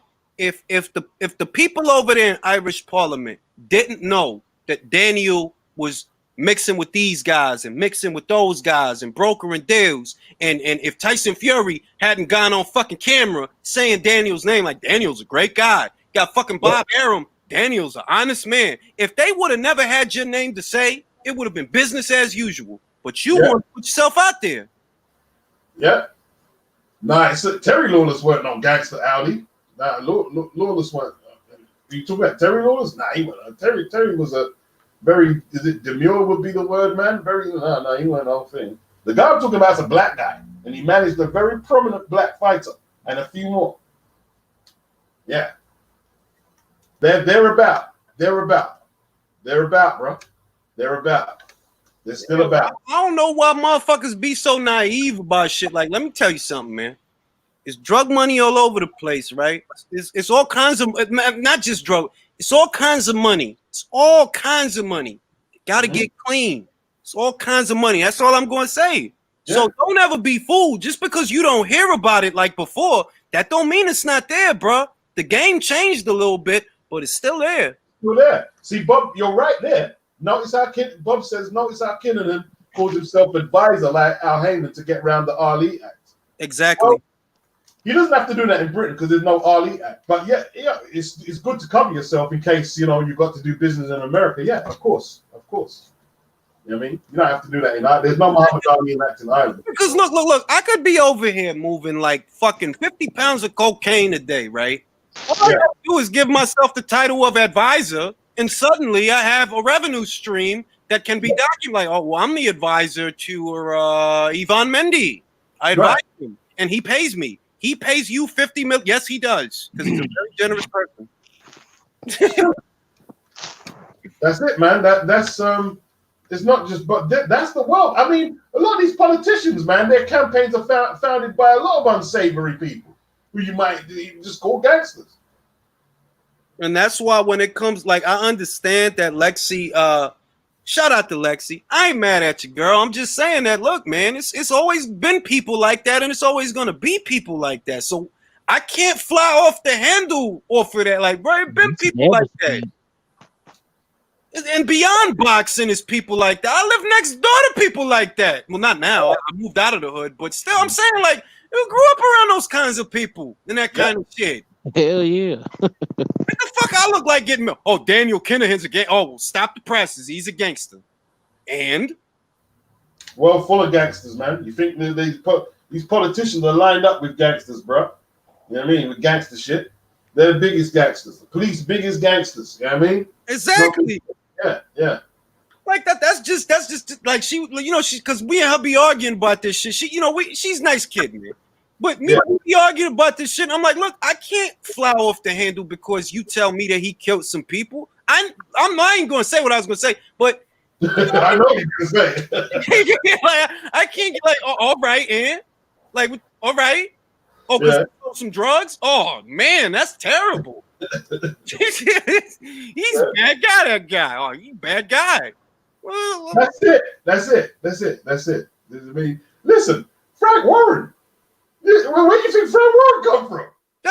Like, bro, they didn't shoot his ass because he's not into some shit. Frank Warren see, Islington now is gentrified in London, but old school Islington, woo, you had a whole lot of their white gangsters up there back in the day.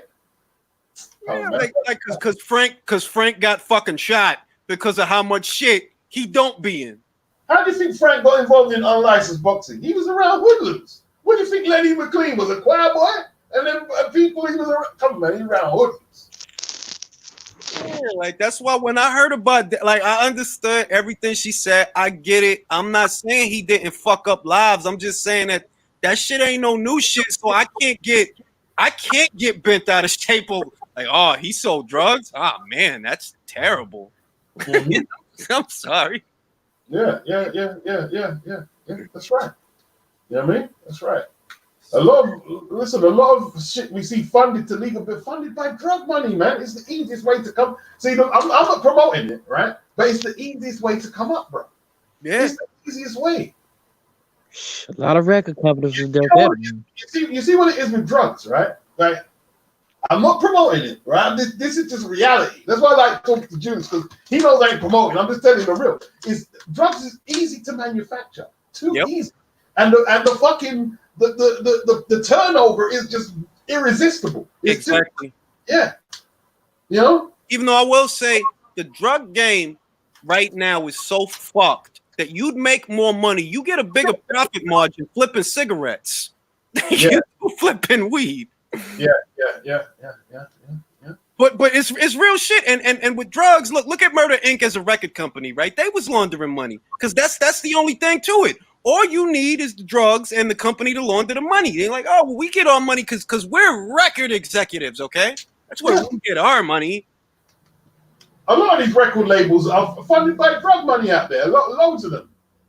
Yeah, the studio time. The studio time that, you know, in the 90s and the 2000s, you get an artist, he could rap a little bit. The guy's putting up the money for his studio time. Those are drug dealers, bro. That's right. Because if you wanted to pay for studio time in the night, you need to lose, bro. I can name about 30 of them off the top of my head. You know how much money it would cost to record an album in the 90s? Unless you decide you need loot, bro. And the average rate for a legitimate recording studio in the 90s, you're talking about anywhere between 125 an hour to 2 to 3 to even 4 an hour. You got guys sitting in studios eating ham sandwiches when they need to be recording. All right. Where do you think that money's coming from? Exactly. Even Barry Hearn, now I don't know Barry's past, but listen, Barry come from Essex and them areas there into snooker. A lot of them guys who follow snooker and dance, them old guys, listen, they know how to make money. That's all I'm going to say. I didn't say no more. They know how to make money that the government don't see. Yeah, it's a lot of ways around a lot of shit. So when I heard about Daniel, I'm like, okay, well, this is the latest unsavory character. But when has boxing as a sport ever existed without these guys have always been there from the very beginning. They're always going to be there. They're always going to be there. Always going to be there. You know what I mean?